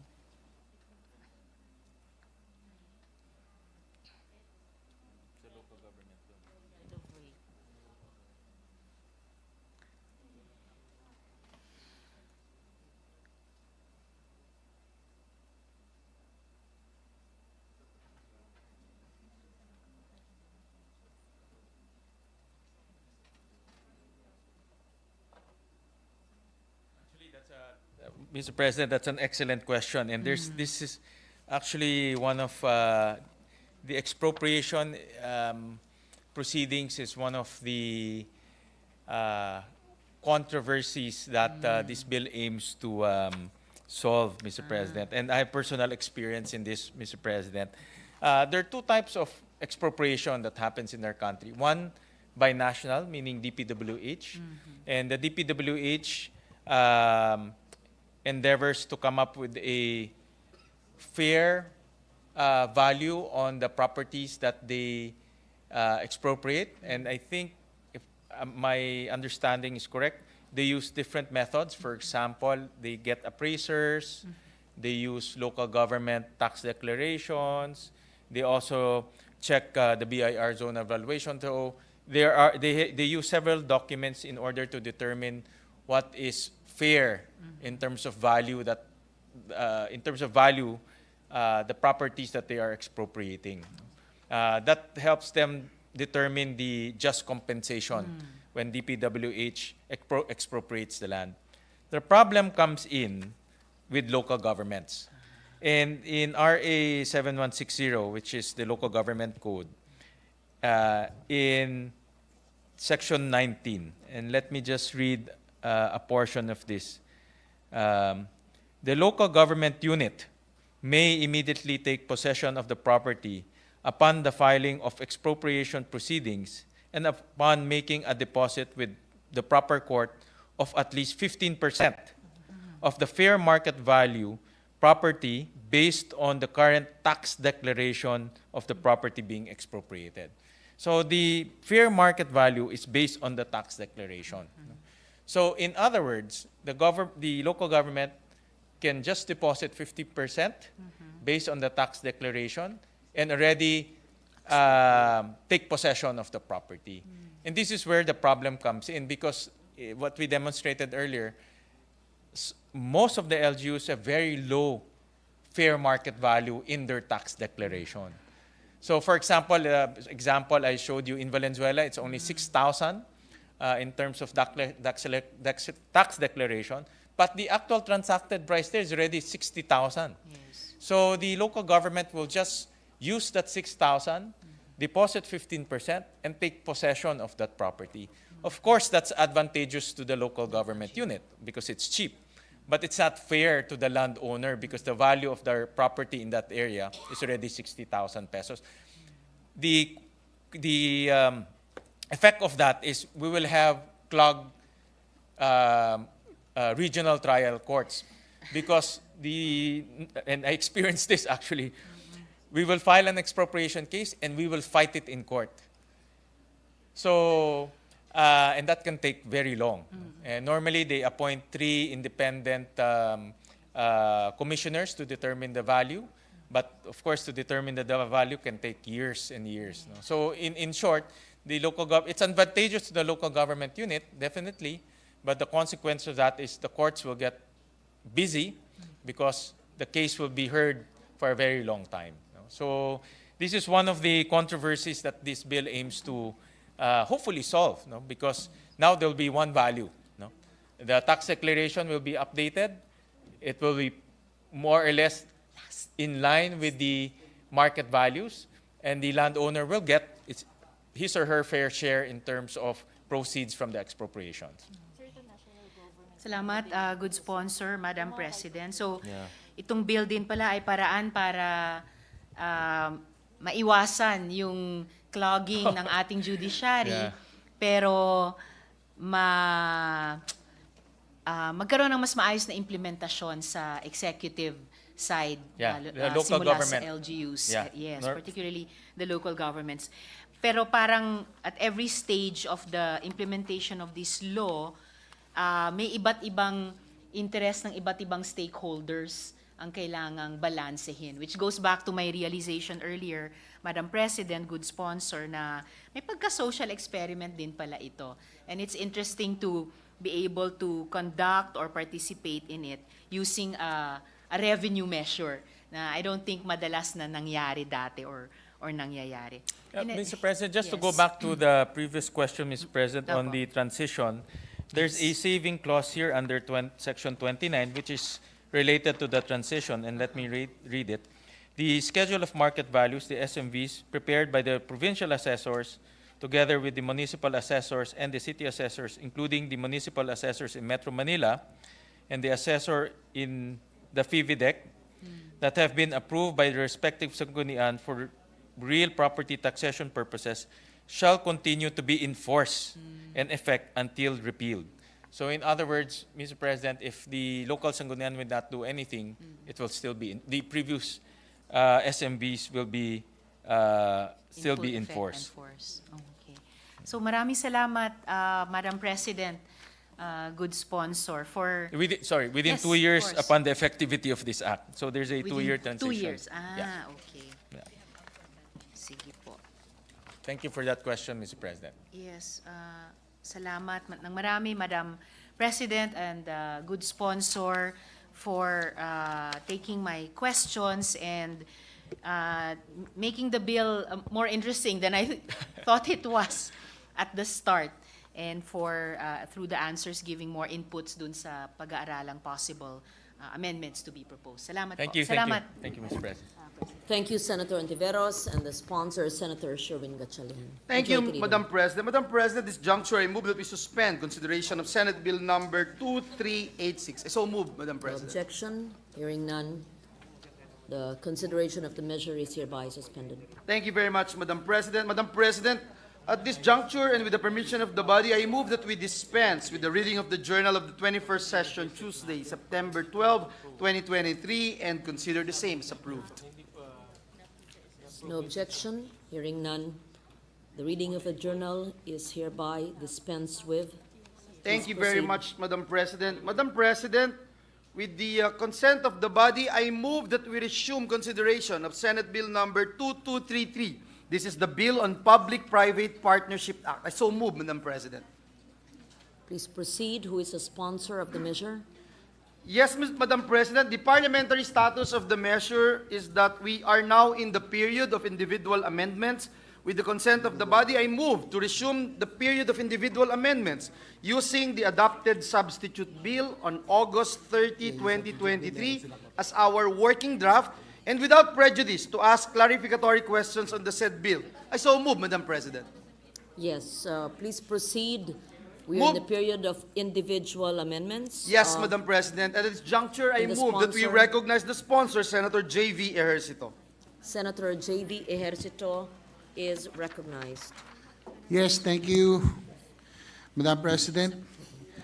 On page 1, we have no amendments, so we go to page 2. On section 2, the declaration of policy. On page 2, lines 10 to 11, delete in accordance with relevant laws, rules, and regulations. I so move, Madam President. Adopted. On section 3, on the availability of payments, on page 2, line 25, insert the acronym PPP after the word the and before the word contract. I so move, Madam President. Any objection? Hearing none. It's adopted. On section 3,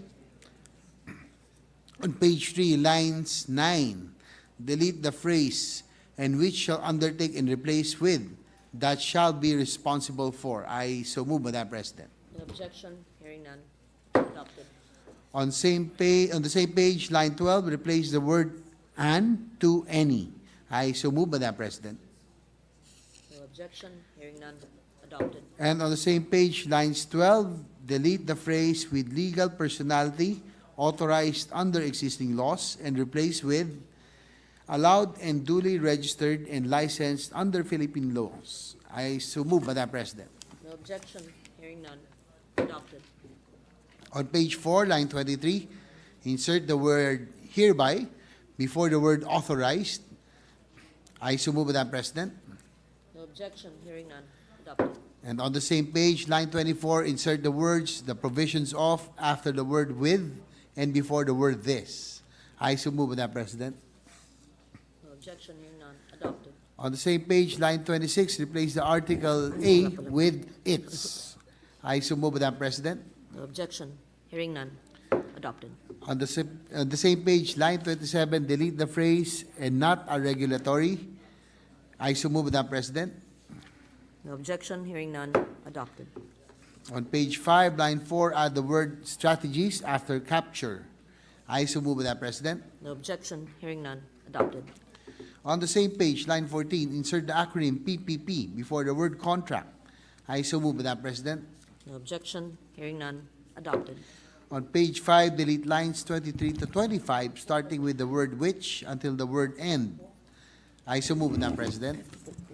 Hearing none. No objection. Adopted. On the same page, line 25, insert the word "with" after the word "conferred" and before the word "the." I so move, Madam President. No objection. Hearing none. Adopted. On page 5, line 31, after the word "which," insert the phrase "has submitted a bid in relation to a solicited project or a private sector entity which." I so move, Madam President. No objection. Hearing none. Adopted. Still on page 5, line 32 to page 6, line 1, delete the phrase "or a bid submission in relation to a solicited project." I so move, Madam President. No objection, hearing none, adopted. On page 6, lines 28 to 29, delete starting with the comma after the word partner until the word operator. On the same page, line 31, delete the word total. I so move, Madam President. No objection, hearing none, adopted. On page 7, line 2, insert a period after the word cap, then insert the paragraph. Subsidy shall also include viability gap funding, or VGF, which may be extended by the government to make an economically viable revenue-based PPP project financially viable, provided that government payments for now, resettlement, and exemption from real property taxes shall not be considered as VGF. I so move, Madam President. No objection, hearing none, adopted. On page 7, line 7, delete the phrase starting from proposal until the end of line 9 and replace with proposal made by a private proponent to undertake a PPP project pursuant to Section 10 of this Act. I so move, Madam President. No objection, hearing none, adopted.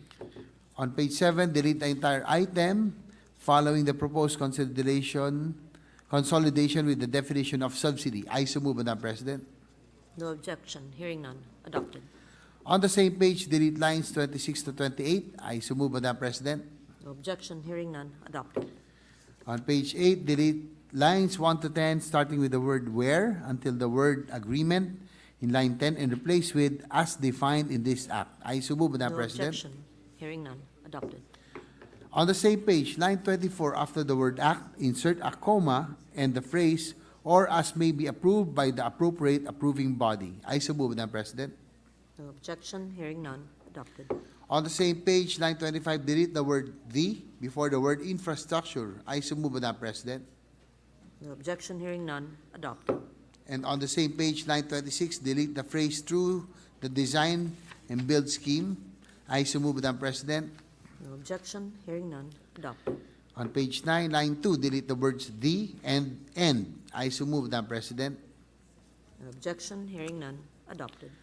On page 9, line 20, insert the article "the" before the word "regional" and after the acronym RDCs. Insert the phrase "concerned, comma, the local sanggunian concerned." I so move, Madam President. No objection, hearing none, adopted. On page 9, delete lines 29 to 30. I so move, Madam President. No objection, hearing none, adopted. On page 10, line 32, add the word GAA after the word act. I so move, Madam President. No objection, hearing none, adopted. On page 11, line 2, delete the phrase General Appropriations Act and replace with the acronym GAA. I so move, Madam President. No objection, hearing none, adopted. Still on page 11, line 22, add letter S in the word council and add the acronym LDCs. I so move, Madam President. No objection, hearing none, adopted. On page 12, line 10, replace the word "and" to "or." I so move, Madam President. No objection, hearing none, adopted. Still on page 12, line 12, after the phrase "prior" to add the phrase "endorsement of the LDC concerned" and. I so move, Madam President. No objection, hearing none, adopted. Still on page 12, line 17, delete the phrase RDCs for PPP projects with proposed national government undertakings and/or those that affect national and sectoral development plans and replace with LDCs, number 1, LDCs for local PPP projects to be implemented by LGUs, semicolon, and of the, number 2, RDCs for PPP projects with proposed government undertakings using national government funds, comma, and/or those that affect national or sectoral development plans. I so move, Madam President. Before we finalize this, I am sure it is just a typographical error, the spelling of government. So we just ensure that it's correctly spelled, yes, without the R. Thank you. No objection, hearing none, adopted. Yes, thank you, Madam President. Still on page 12, line 20, insert the phrase LDCs and/or after the word "of." I so move, Madam President. No objection, hearing none, adopted. Still on page 12, line 25, at the words "and LDCs" after RDCs. I so move, Madam No President. objection, hearing none, adopted. Finally, on page 12, line 32 to page 13, line 1, delete the phrase pursuant to Republic Act number 7160 or the Local Government Code of 1991. I so move, Madam President. No objection, hearing none, adopted. On page 13, line 13, delete the phrase issued by the NEDA Board -ICC. I so move, Madam President. No objection, hearing none, adopted. On the same page, line 14, insert the phrase to the preferred risk allocation after the word deviations. I so move, Madam President. No objection, hearing none, adopted. Still on page 13, line 16, insert the phrase head of the before the word implementing. I so move, Madam President. No objection, hearing none, adopted. On the same page, lines 19 to 20, delete the phrase starting with the word upon until the word requirements and replace with upon submission of complete. I so move, Madam President. No objection, hearing none, adopted. On the same page, delete lines 23 to 26, starting with the word in after the acronym PTCS and replace with considering the nature and complexity of the PPP project. I so move, Madam President. No objection, hearing none, adopted. On page 13, lines 28 and 32, insert the acronym PPP before the word contract. I so move, Madam President. No objection, hearing none, adopted. On page 14, delete lines 1 to 17, replace with D, the decision of the appropriate approving body shall be rendered in writing within 120 calendar days from receipt of complete requirements. The failure of the appropriate approving body to render its decision on the project within the specified period shall be deemed an approval thereof, and the implementing agency concerned may proceed with the procurement of the PPP project without prejudice to any liability that the erring or negligent officials or employees may incur under this Act and other existing laws. To facilitate the expedient processing of national and local PPP projects requiring NEDA Board and NEDA Board-ICC actions, meetings of such body shall be held monthly unless no projects are set for review or evaluation.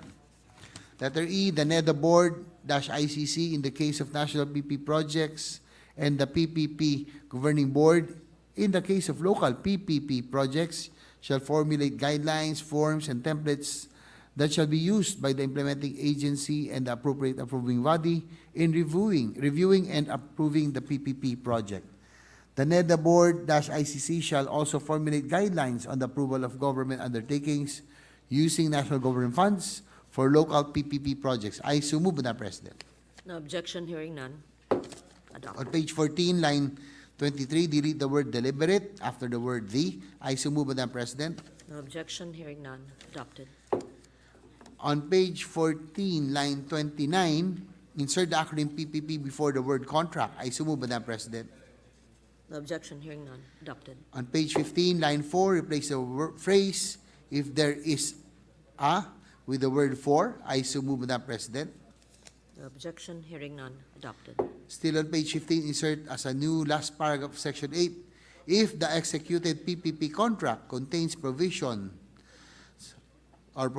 which are contrary with the approved PTCs and are grossly disadvantageous to the government, the contract shall be null and void without prejudice to the provisions under section 32 of this Act. I so move, Madam President. No objection, hearing none, adopted. On page 15, line 13, insert the word public before the word bidding. I so move, Madam President. No objection, hearing none, adopted. On page 15, lines 25, 30, and 32, insert the acronym PPP before the word contract. I so move, Madam President. No objection, hearing none, adopted. On page 15, line 31, delete the phrase may proceed to consider and replace with shall award the PPP contract to. I so move, Madam President. No objection, hearing none, adopted. On page 16, delete lines 1 to 4 and replace with in case the PPP contract is awarded to the next most responsive bidder, the implementing agency without prejudice to the remedies provided by law can forfeit the bid security, withdraw the award, or pursue any other remedies allowed under existing rules and regulations against the winning bidder who failed to comply with any post-award requirements. I so move, Madam President. No objection, hearing none. Adopted. On page 16, line 18, insert the acronym PPP before the word contract. I so move, Madam President.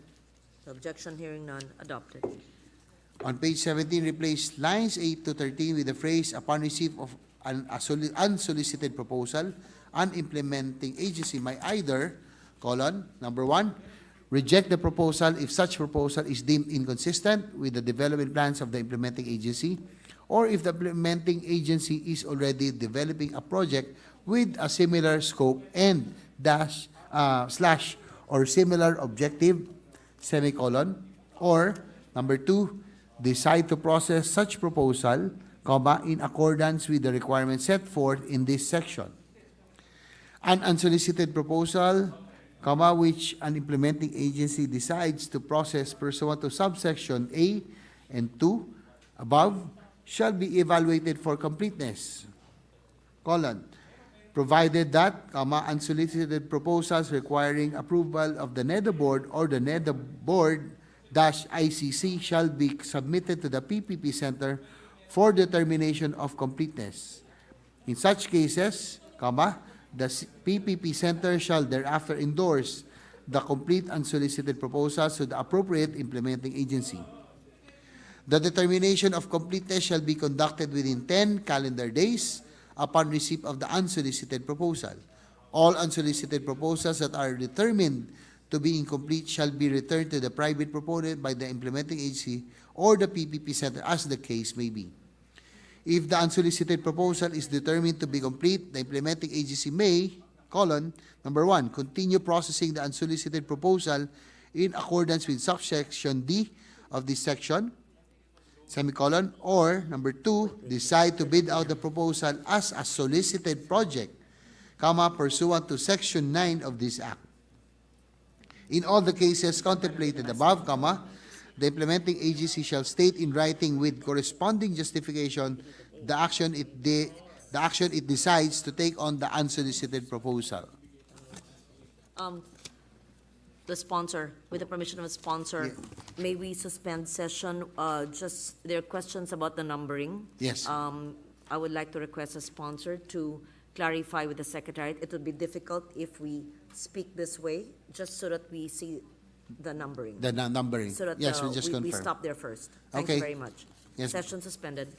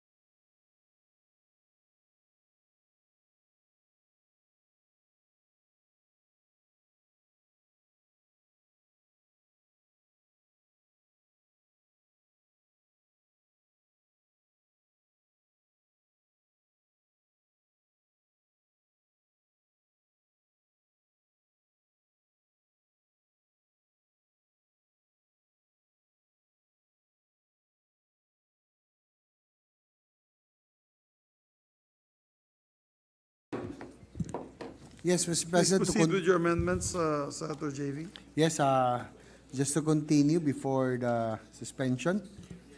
In all the cases contemplated above, comma, the implementing agency shall state in writing with corresponding justification the action it decides to take on the unsolicited proposal, period. If if the implementing agency fails to act on an unsolicited proposal, 3 calendar days after the end of the detailed evaluation period, comma, the project proposal shall be deemed rejected, comma, without prejudice to any liability that the erring or negligent officials or employees may incur under this act and/or existing laws. The decision of the implementing agency on the unsolicited proposal shall be deemed final and non-appealable.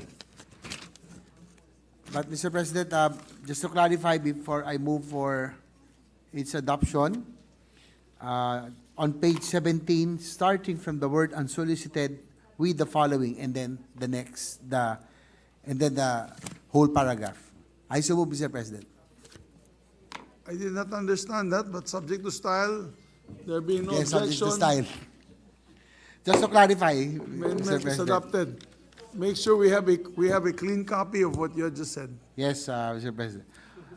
Okay. On page 17, between lines 13 and 14. In your amendment page, which kasi walang page ito mga amendments mo eh. So on your, is it section 11 on joint venture? Which Yes. part are we now in? Yes, that's correct, Mr. President. We're already on section 11 joint venture. Okay. Section 10. Pero joint venture. Unsolicited proposals. Session suspended. Which part of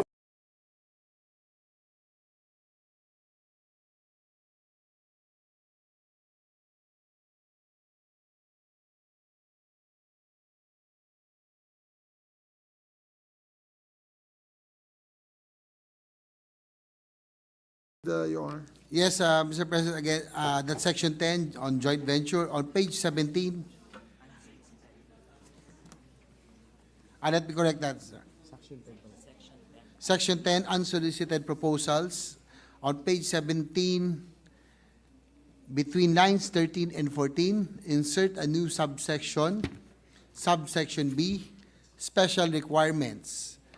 Number 1, unsolicited proposal involving raw acquisition, whether owned or not owned by the original proponent, may be considered. Colon, provided, comma, that the submission includes our right of way ba to? Yung ROW. Yes, my dear colleague, my dear distinguished sponsor, yours page 17 but different lines as from what we are reading. Is it the same as what we are reading, you are reading? Because you're giving different lines. And I think it was also observed by the minority leader. Yes, Mr. President. Yeah, by the deputy minority leader. The text is right, but the lines are wrong. Yes, Deputy Minority Floor Leader Rizzo Taveros. Yes. Salamat kayo, Mr. President. And also, good sponsor, the section number and the subject. Because what I'm reading of section 11 is joint venture, but the reference is to section 10, unsolicited proposal. Yes, session suspended.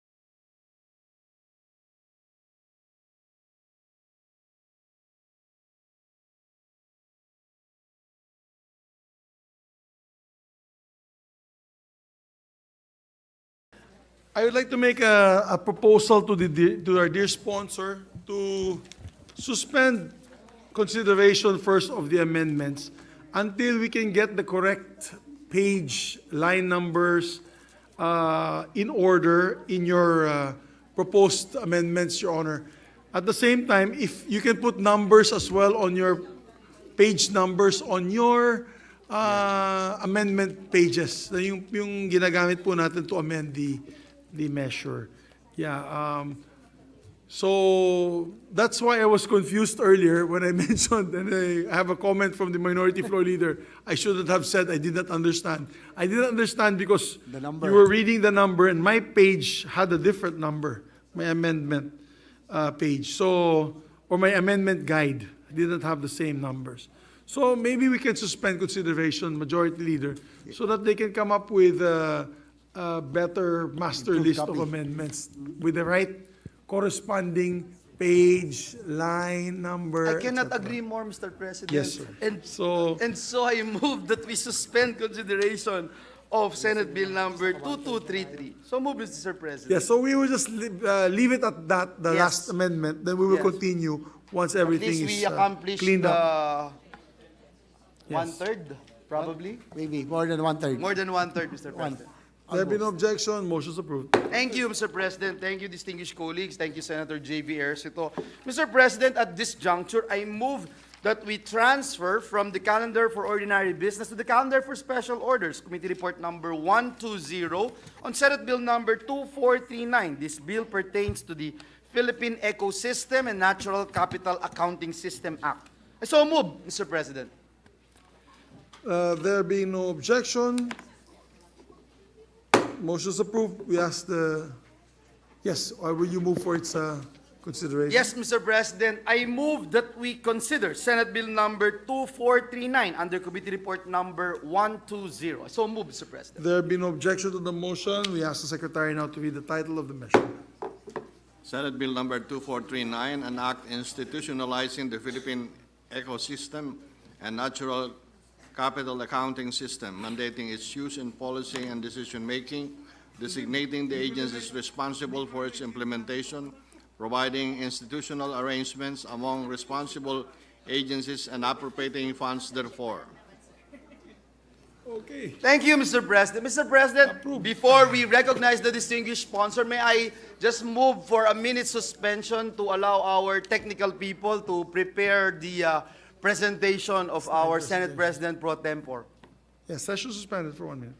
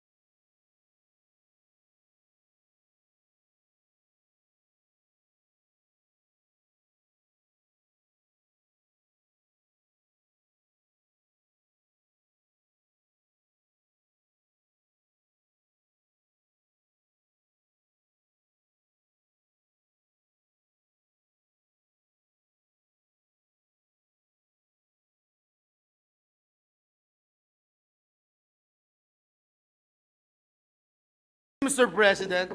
We have already Yes, Mr. President, to Open the sponsor, period of yes, sponsorship, to yes. sponsor the measure, Mr. President, may we recognize our Senate President pro tempore, Senator Loren Legarda, the chairperson of the subcommittee on PENCAS law under the Committee on Economic Affairs, to deliver the sponsorship our speech. distinguished resident environmentalist and Senate President pro tempore, Senator Lauren Legarda, is recognized. Yes, of course.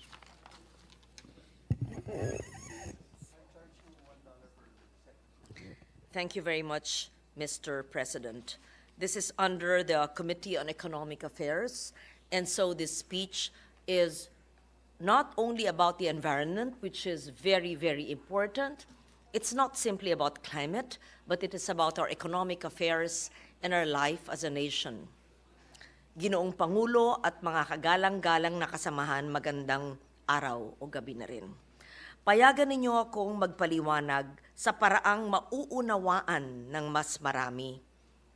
Inaanyayahan ko kayong isipin ang pangkababaihang kwentuhan, katapat ng kwentong barbero, pero may pinagkakaabalahan. Naglalaba sa sapa o nagsusulsi habang binabantayan ang mga bata. Sabi nga ni Senate President, mahirap intindihin yan, PENCAS. Ano ba ito?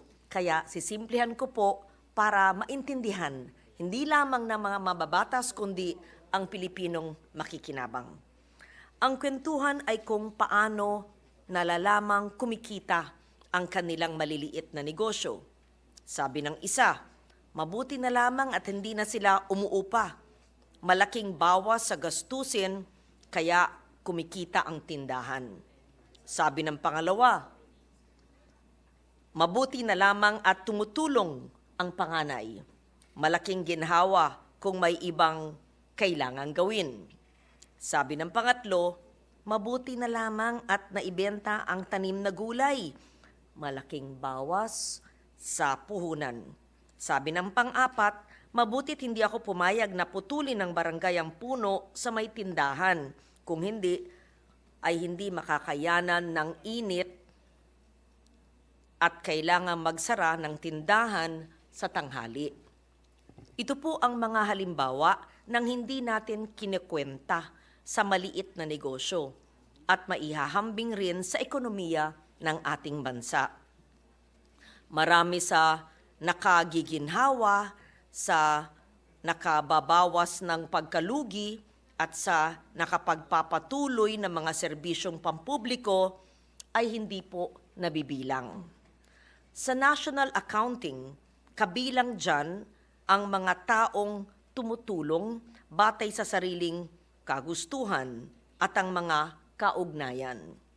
Ang nakabahaging halaga na nagbibigay daan sa mga individual na magtulungan upang epektibong makamit ang isang karaniwang layunin ay tinatawag na social capital.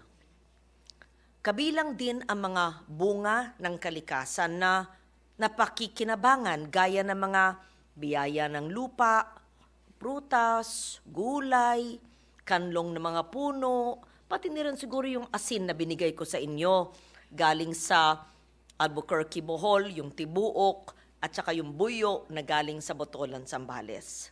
Mga biyaya ng ating karagatan.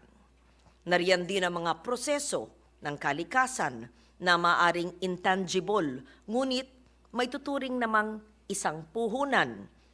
Ang kalinisan ng tubig at hangin, dulot ng pagsasala ng lupa, paglilinis ng hangin, dulot ng paglago ng mga puno at halaman, ang pagtupok ng lamok ng mga tutubi at paniki ay maituturing naman na natural capital. Kapag hindi natin binibigyang halaga ang natural na yaman, maaring dahan-dahang nalulugi na ang bayan nang hindi natin namamalayan. At alam natin ito sa pag-aabuso sa kapaligiran at kalikasan ng maraming lugar. Kaya nung pagsara ng Boracay, alam nyo, nung maraming, how many years ago, na Kailangan natin isara dahil nga naabuso masyado at ganyan sa maraming lugar, hindi lamang sa Pilipinas, kundi sa mundo. As you can see, Mr. President, you need imagination to appreciate natural capital. The reason it is hard to capture and explain is that it is tied up not just with actual stocks, fruits, vegetables, timber, mines, but also with the invisible relationships and processes, benefits, and services. We need to account for the food chain, understand what eats what in the ecosystem, to be able to appreciate the services that the plants and animals provide in the food web. We need to see entire ecosystems to appreciate that the thriving of the coral reefs is due to the ground cover of the upland soils by vegetation, and that without the vegetation preventing erosion, the coral reefs will choke on silt. We need to appreciate that, as maligned as snakes are in the Bible and in our normal lives, their predation of small mammals reduces the spread of viruses brought by rodents due to the antiviral properties of snake venom. And there is so much we still do not know and understand of the services that nature gives us. Unfortunately, what we do not know, we have failed to value, and we have failed to account for it, resulting in our lack of understanding of what we are gaining or losing. Knowing these values and accounting for them will change the way we interact with nature and hopefully increase our consciousness about our shared wealth. Our behaviors and practices will be informed by the knowledge that they have direct impacts on the economy and our national budgets, and therefore in what we can expect from government. For instance, knowing about the costs of pollution cleanup and lost resources due to waste can help reduce our damaging behaviors. We can expect better planning and spending by government and prevent wastage of public funds and recognize ecosystem services as part of social services.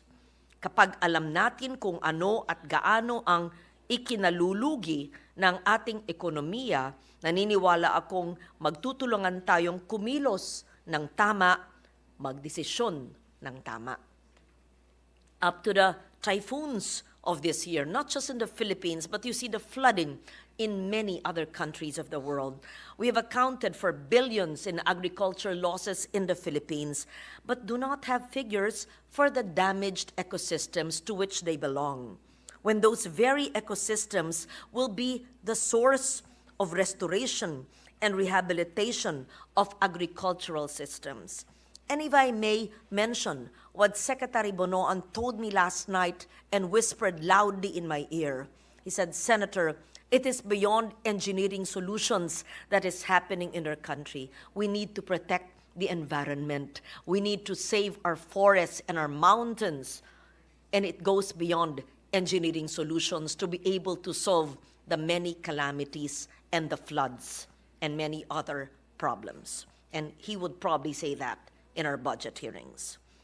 Restoration must use economic indicators that value more than just the incomes and ignore the destruction of our natural capital in supporting agriculture, generating revenues, and calculating what we risk losing if we do not invest in protection and resilience, or sadly, what is actually lost. As we face an age of changing climate and unprecedented biodiversity loss, the challenge is how we can use our vulnerability as an opportunity to examine the role and impact of natural resources on the economic growth of a developing nation such as the Philippines. Sa madaling salita, itama na po natin ang kwentahan ng nakikita ng malinaw ang kalikasan, kung ano ang halaga nito at kung ano ang nawawala, kung bulag nga tayo rito. I could say this is probably the best time to institute this commonsensical approach to managing our national patrimony. But the true best time would have been when I first filed the Philippine Economic, Environmental, and Natural Resources Accounting PINRA bill in 2007 when I was a young second-term senator. We would have realized then what we have, what we stood to lose, the damage we stood to suffer, and we would have planned and invested accordingly. So it's been 15 years since the first time I've had it.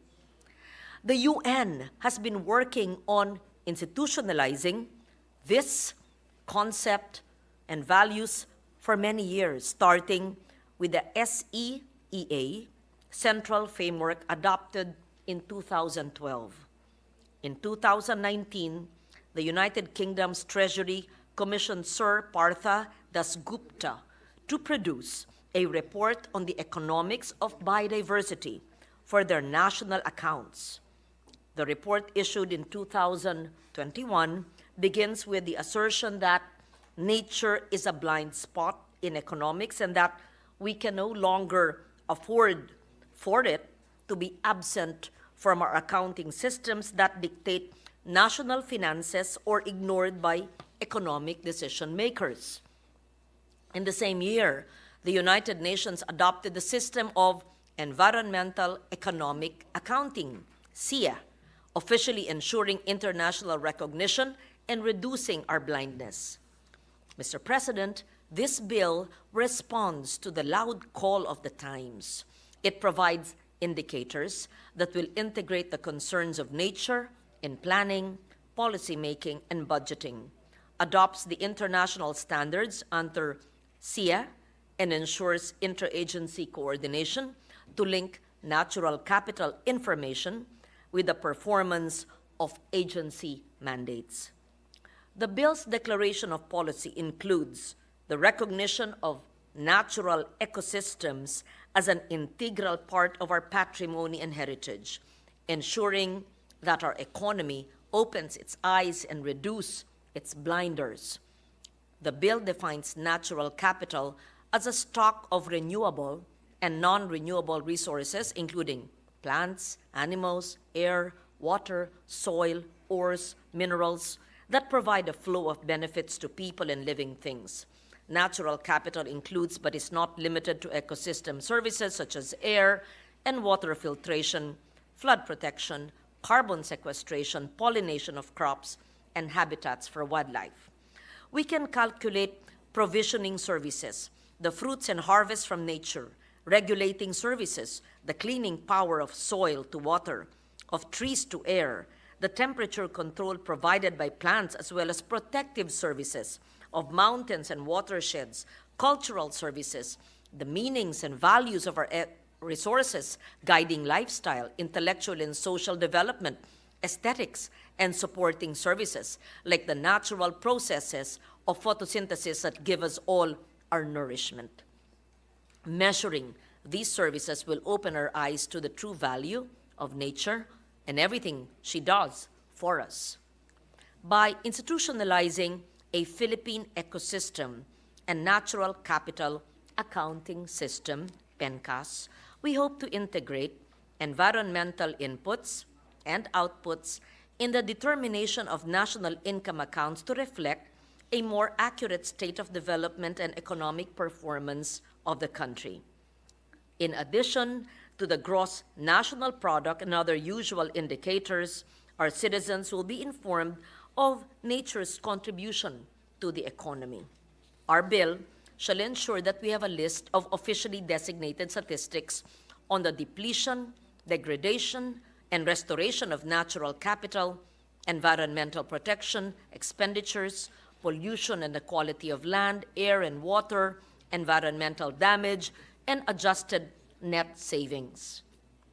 We have named relevant departments to ensure the generation of the necessary data on natural capital, DNR, DA, DOE, but also use them in decision-making and teach the means for their generation and usage.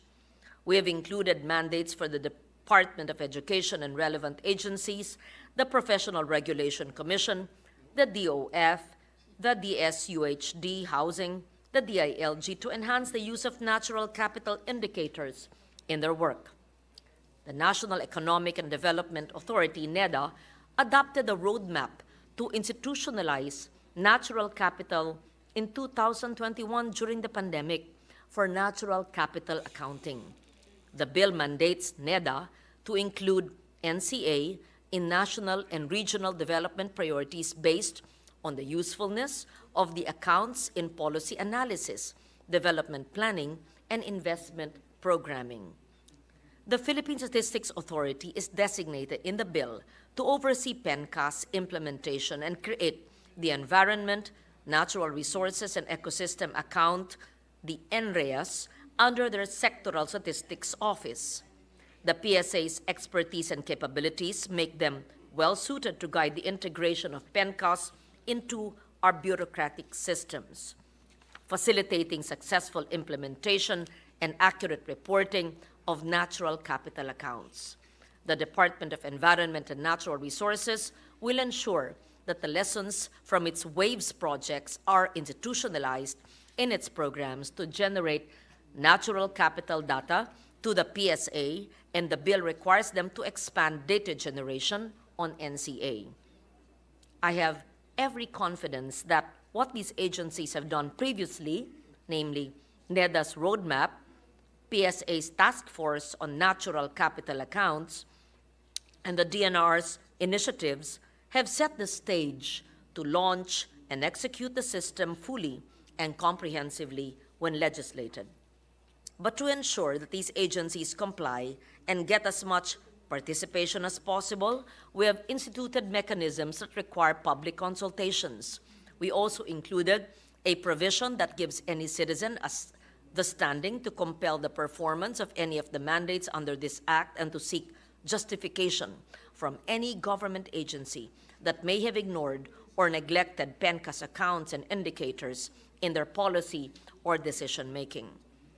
There is always the possibility that natural capital accounts can be used just to value what can be extracted and feign ignorance of all the accompanying processes.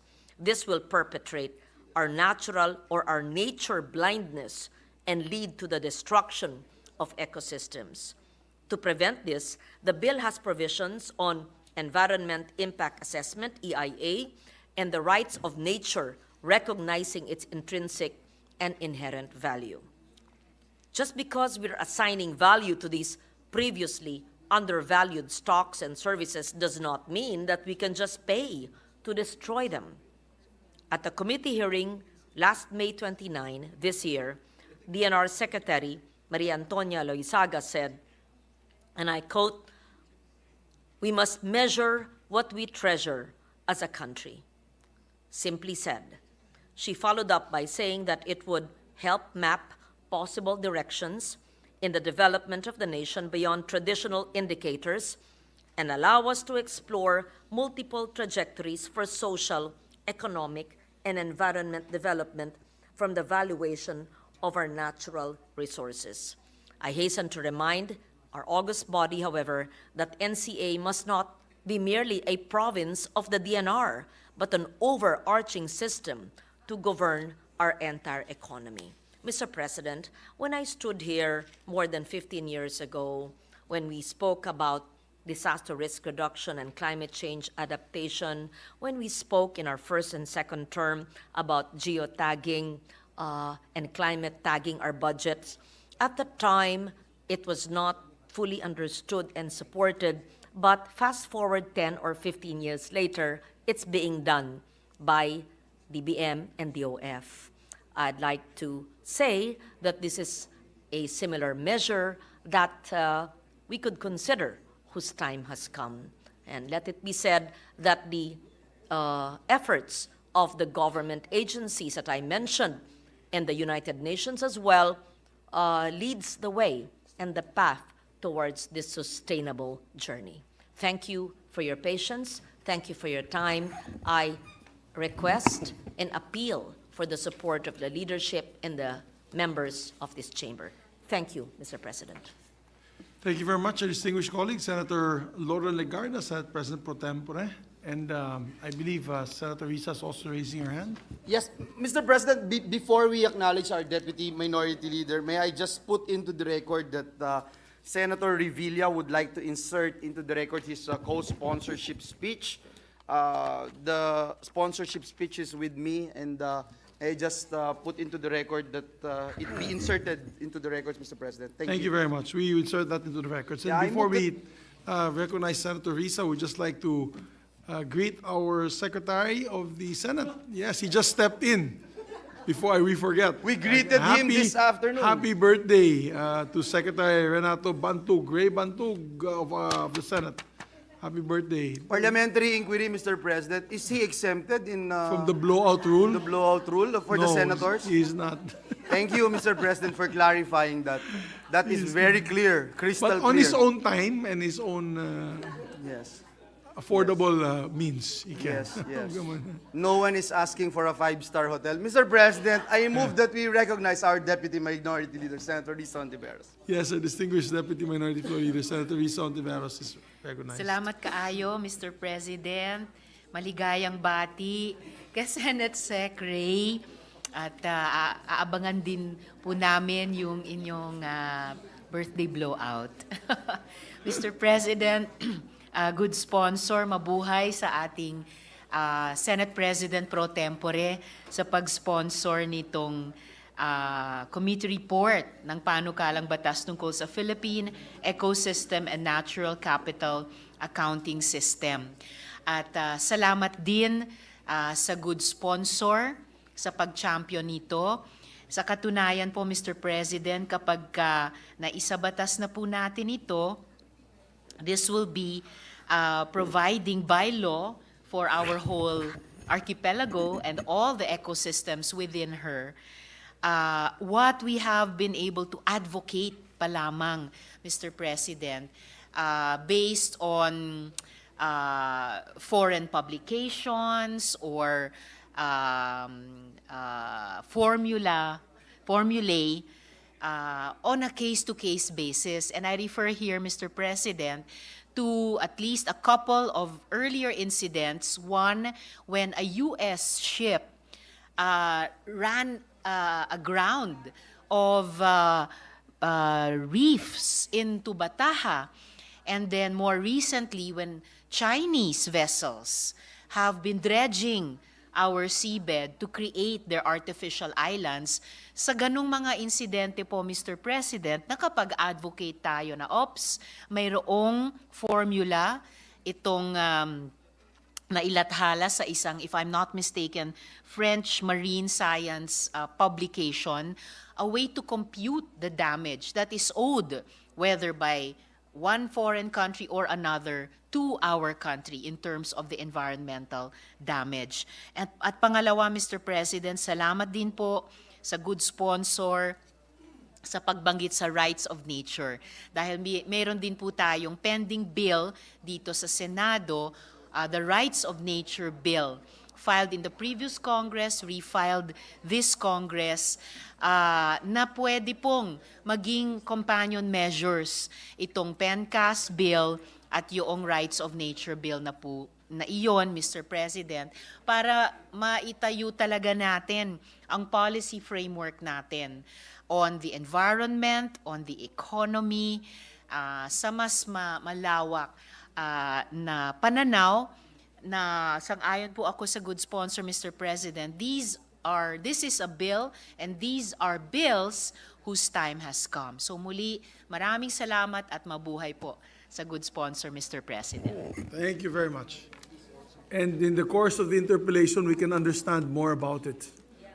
Me and the minority floor Mr. leader. President, may I just be allowed to make a very short manifestation? Yes, please proceed. Thank you, Mr. Majority. President. Mr. President, let me associate myself to the speech of our distinguished Senate President pro tempore. I sincerely believe, Mr. President, that this particular measure will complement the bill that we are pushing for in this August chamber, Senate Bill number 577, which would give access to information to extractive industries. so that we'll be able to find out, Mr. President, how much they are causing whatever damage to our environment. I came from Bulacan, Mr. President. Everyone knows that. And in the last budget, last Senate hearing on the flooding that happened recently, we just found out that the DPWH alone is spending about 1 billion pesos every single day for flooding programs. Not included po dyan yung narinig natin kahapon ng DOTR. Not included po dyan what the DENR is doing. And that's why when the distinguished lady from Antique made mention about the Secretary of DPWH statement last night, and I was with her last night, I wish I got a chance to hear it. Perhaps the 1 billion a day of the flood control program of DPWH, we may probably do something about it. Perhaps put it in environmental programs, Mr. President, instead of just putting it in the Department of Public Works and Highways. I also would like to raise, Mr. President, considering that I hail from Bulacan, yung Angat Dam po, nung ginawa po yun, ang promise po sa amin sa mga Bulakenyo, dahil nandito ang Angat Dam, may Bustos Dam, etc., mas gaganda ang serbisyo ng tubig at access sa clean water, Mr. President. But what happened after many years? Pinakamahal po na tubig na nabibili dun ho sa Bulacan, hindi po, mas mahal pa ho kaysa dito sa Metro Manila, pero dun po sa amin galing yung tubig. Nakakalungkot po, Mr. President, and I think this measure would address these issues that we are raising, considering that there will now be a clear accounting measures na masusukat po natin ano ba talaga yung kayamanan ng isang lugar at ano ho ba yung gagawin ng pamahalaan kung meron man na programa, gaano kalaki yung epekto nito at isa-sacrifice ba natin yung value nung isang lugar na gagalawin for a project, whether it is a government project or a private project. Mr. President, let me put on record that the Senate President pro tempore is nodding her head and giving a thumbs up. And she can't believe I understand what she's saying. I just don't know why, Mr. President. But Mr. President, kidding aside, Mr. President, it's very important. And one last issue that I'd like to raise, Mr. President. Every New Year, Mr. President, I come from Bukawi, the fireworks capital of the country. And every time, Mr. President, laging sinasabi, sinisisi yung mga Bukawenyo na gumagawa ng paputok, etc. Pollution ang pinuproduce ng paputok every December 31, Mr. President. Pero napaka-hipokrito, Mr. President, ng mga nagsasabi ng ganun na hindi naman nila naman tinitignan yung araw-araw na polusyon na pinuproduce dito sa EDSA. Hindi ko pinagtatanggol na dapat tuloy-tuloy yung paggawa ng paputok o pag-pollute natin ng ating environment because of the fireworks. But what I'm saying, Mr. President, dapat lagay natin sa tamang konteksto. Kasi meron pong mga livelihood na naaapektuhan. At tayo naman, dito sa Bukawi, for instance, Mr. President, we're more than willing na mag-transition tayo at tulungan natin yung ating mga kababayan na magkaroon ng livelihood program. Hindi yung laging dun lang po sila, nakasadlak po sila, wala na po silang ibang pagkakakitaan. And yet, ang sinasabi, ang sinisisi lagi tuwing New Year, pollution. Pero araw-araw, Mr. President, daan po kayo sa EDSA.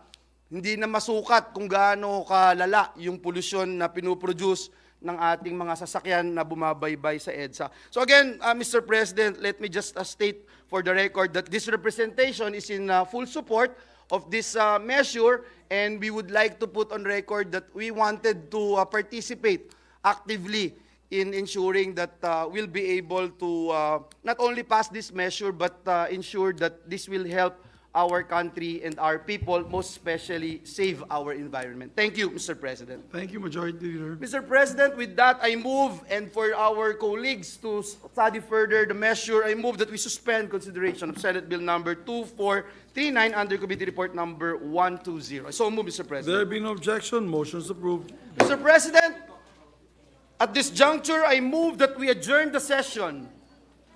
1 second. I believe our I ask for a minute suspension, Mr. yes, President. session suspended.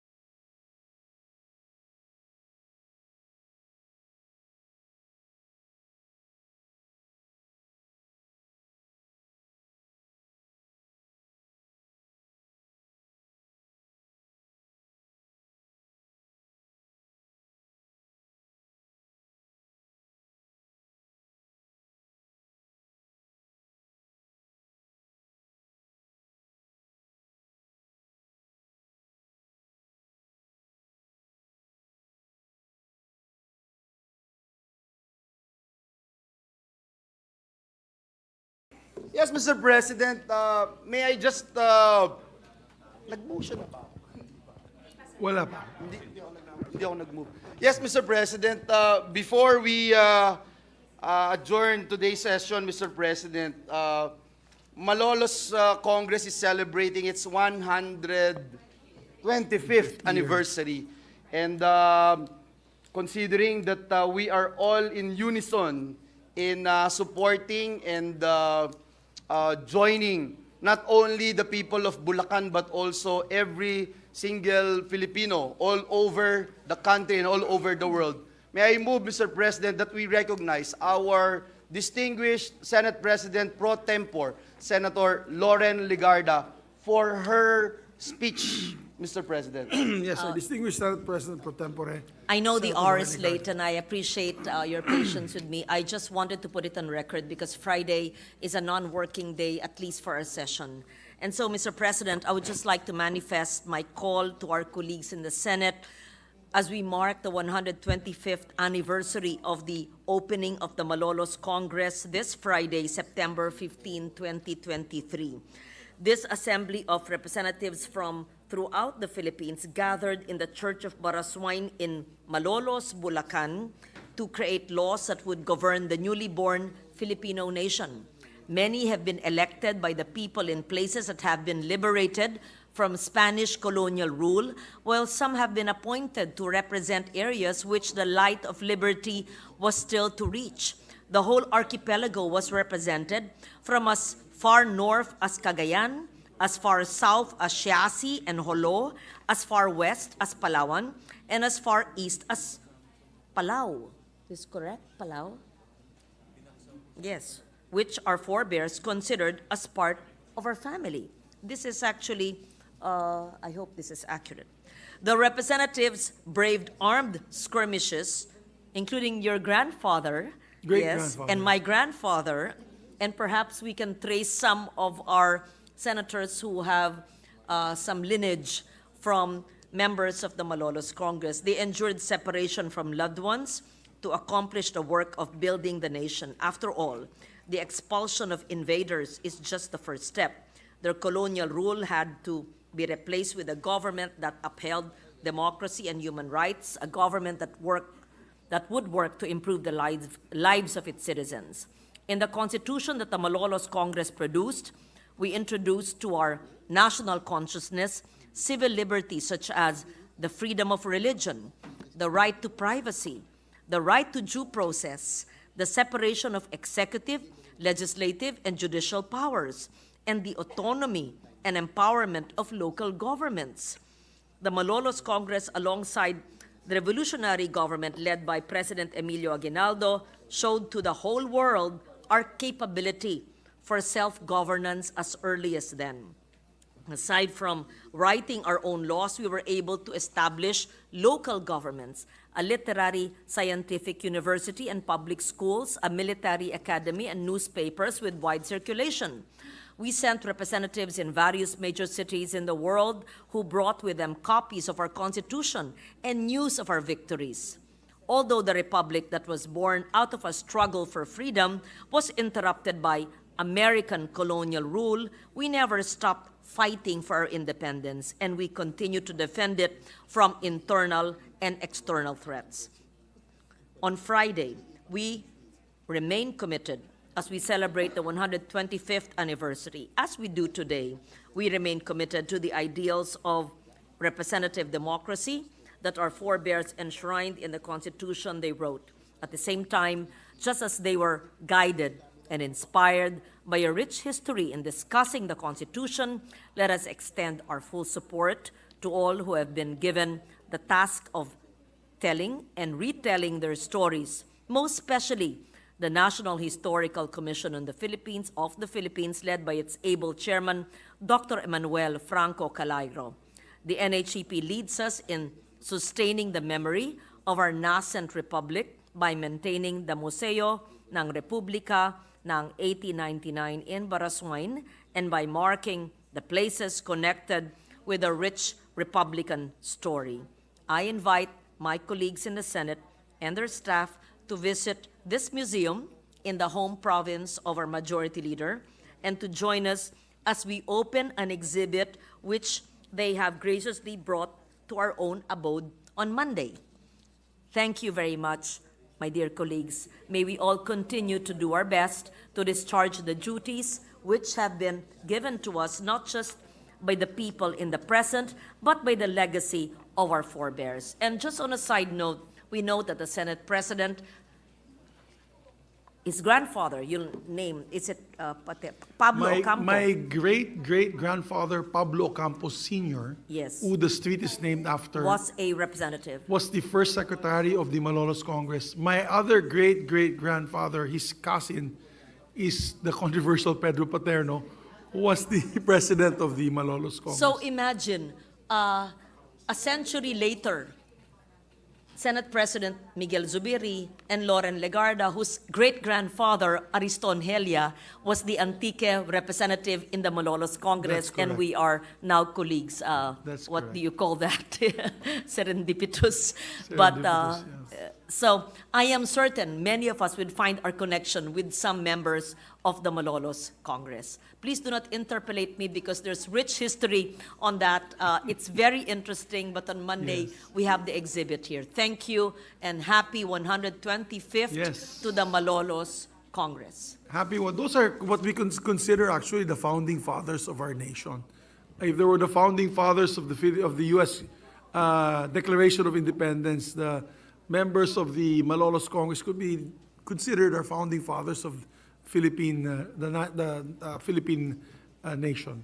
Mr. President, if I may, Mr. President, as the talking point now in this August chamber is our forefathers and the founding fathers, Mr. President, may I put into the record as can be checked in the books of history, Mr. President, before the Malolos Congress, before the Biak na Bato Republic, there is the Kakarong Republic. Kakarong Republic had a complete set of officials with Canuto Villanueva, and I will say it again, Canuto Villanueva, the great-great-great-grandfather of this representation, as Supreme Chief and Captain General of the Military Forces, and Eusebio Roque, also known by his nom de guerra, Maestrong Sebio, then head of the Katipunan Local Organization, Mr. President. And, of course, who would forget the Battle of Kakarong de Sili, Mr. President, in January 9 of 1897 in Pandi, Bulacan, Mr. President. The Kakarong Republic, based in the little fort in Pandi, was attacked by a force of Spaniards that massacred the Katipuneros there. At the end of the battle, General Eusebio Roque, our Maestrong Sebio, and Dimabongo was captured by the Spaniards. Was that and Bongo? it was believed to be, Mr. Dimabongo? President, more than Okay. 6,000 Filipinos actually I thought I heard you were say killed, Bongo Mr. also. President.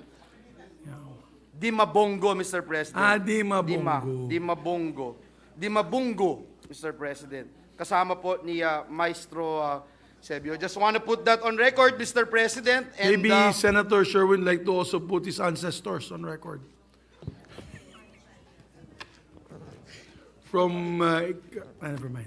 Mr. President, Please proceed, Majority Yes, Leader. Mr. President, we'd like to just put on record our sincerest thanks and gratitude to our dear colleague, Senator Loren Legarda, who will be our special guest this coming Friday, Mr. President, sa Barasoing Church, Mr. President. And I heard magpapakain po siya ng Kai food doon, Mr. President. Si Senator Loren, sa mga taga-Bulacan na nakikinig sa atin. Mr. President, I move that we recognize our distinguished Deputy Minority Leader, Senator Yes, our Risa Deputy Ontiveros, Minority Floor for Leader her is manifestation, recognized. Mr. President. Salamat kayo, Mr. President. And salamat sa Senate President Pro Tempore sa pangunguna sa atin sa paggunita anyang Malolos Congress. At maraming salamat, dagang salamat sa Senate President at Majority Leader sa pagbibigay doon. Because commemorating our history is always important to do in timely fashion. Yung kasaysayan natin na punong-puno ng heroism, heartbreak, yung mga pagkukulang at pagkakamali din natin bilang mga tao, but still our constant efforts to learn. At lastly, Mr. President, dahil binanggit din ng Senate President pro tempore that an exhibit will be opening on Monday, ay sana po, hiling ko lang, ipaalala ito ng Senate President pro tempore sa atin sa Lunes muli, kahit sa pamamagitan ng kanilang manifestation on the floor, para dito sa Senado, meron tayong continuing commemoration of the Malolos Congress, which gave birth to the Malolos Republic, na sinubukan lang unahan yung Treaty of Paris. So, again, one of the heartbreaks and heartaches of our continuing and very important Philippine history. So, yun lang po, Mr. President, like to also- pagpapasalamat at Yes. paghiling. Salamat Thank you, kaayo. ma'am. Thank you, madam. And I'd like to also clarify, so we will have an exhibit in the Senate on Monday on the Malolos Congress. Oh, fantastic. And maybe you can invite us to help you cut the ribbon. Oh, we're all invited. We'll invite ourselves. We just invited ourselves. Thank you, Madam Senate President pro tempore. Then maybe you can add the picture of the great-great-grandfather of Joel. Of the, ano yung sayo? Kakarong Desili, Kakarong- Mr. President. Mr. President, it's a National Historical Commission who is setting up the exhibit. Oh, wonderful. So I don't know what photos or drawings they have I or hope they put a information. photo of your great-great-great-grandfather. I'm not sure if they have a photo of my great-grandfather. I'm not sure if they have the 50. Perhaps I'll ask Members. my staff who's listening now to ask them. I'm not curating it. So if your grandfather is not there, if his grandfather or my grandfather not there, let's not fault them or my Yes. office because we're not curating Maybe our it. offices, since We it will- is by fact that Yes. our We great-great-grandfathers should- were part of that. It's on record now, Maybe and we I'll should ask ask my our staff staff, to make yeah. sure that at least the three grandfathers whom we know were part of this history should be there. So, Dr. Calairo, we are on live online. That's wonderful. NHCP, please ensure that the three representatives of the Malolos Congress, if you have a photo, they may not have it on file. We see. Yes. So an advisory We can has assist been them sent out with their or will office. be sent out to your offices as well. Thank you Because very much. this came about when we had the hearing just the other day. They mentioned it, and I know it was coming, but I felt bad that we did not have any exhibit in the Senate. And I said, can you bring it here, whatever materials you can? May So- we request, Madam Yes. Sponsor, Madam Senate President pro tempore, if they have a copy, and I've been looking for this for quite a while, if they have the copy of the first Philippine Constitution Yes. that had come out of the first Malolos Congress, I'm signed sure- by all members, that would be a treat to It's have, in even a Baraswine. copy. It is in Baraswine. If they can exhibit a copy here. Ah. No, it's a copy. It's like the Declaration of Independence. They have We will copies. ask them, well, first, the photographs of the members. I'm not sure if it's 50 or 80. How many members are there? It varies, huh?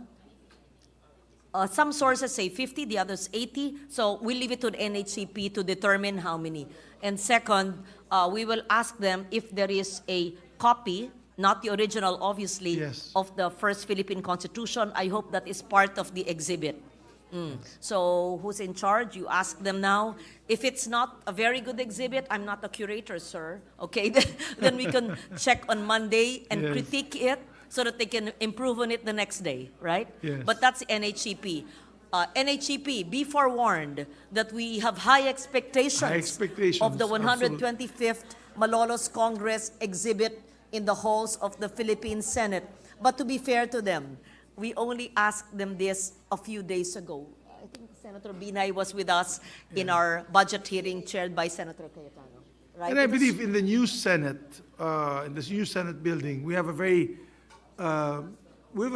respectable museum in the new building, intended for history. We can put some of those documents as well, copies of those documents and those pictures in the new Senate building. Because the Malolos Congress also came out or instituted the legislative branch of the Philippine Republic. It started there. in that Congress. So it would be quite interesting to see. Those were our first representatives. Yes. As a matter of fact. Yes, First the first representatives, congressmen. Yes. Yes, some were appointed, some were elected. Correct. And there were still skirmishes in different parts of the country. Yes. How That is interesting. very correct. Right? So I told them, How there should have interesting. been a nationwide celebration. That's 125th anniversary. But we can do it till the end of the year anyway. Yes. In Bulacan, it's Big, non-working holiday. very good. But we want to work, okay? We want to work on Yeah, Friday. I'm just so- saying. I'm just saying. Okay. In our Thank you, beloved Mr. President. Thank you. Mr. Thank President, you. let me just also correct myself, Mr. President. I mentioned 6,000 deaths. 6,000 men, 600 cazadores soldiers fought in the Kakarong de Sili battle, and 1,000 plus, 1,024 were killed, and about a major 70 plus battle. That's a major major battle, battle. Mr. President. Nung bata po ako, Mr. President, laging sinasabi, hanggang bukong-bukong ang dugo na umagos po sa lugar ng Pandi, Bulacan. Sino kalaban po nila? Yung Castilla? Spaniards, Mr. President. Castilla. Yes. Castilla pa. Yes. Okay. Thank you, Mr. President. Thank you, distinguished colleagues. At this juncture, Yeah. I move that we adjourn the session until 3 o'clock in the afternoon of Monday, September 18, 2023. So There moved, Mr. being no President. objection, the session is adjourned until 3 o'clock in the afternoon, Monday, September 18, 2023. Please stay safe, everyone, and have a Thank you, good Mr. weekend. President. Happy birthday, Sek Bantug.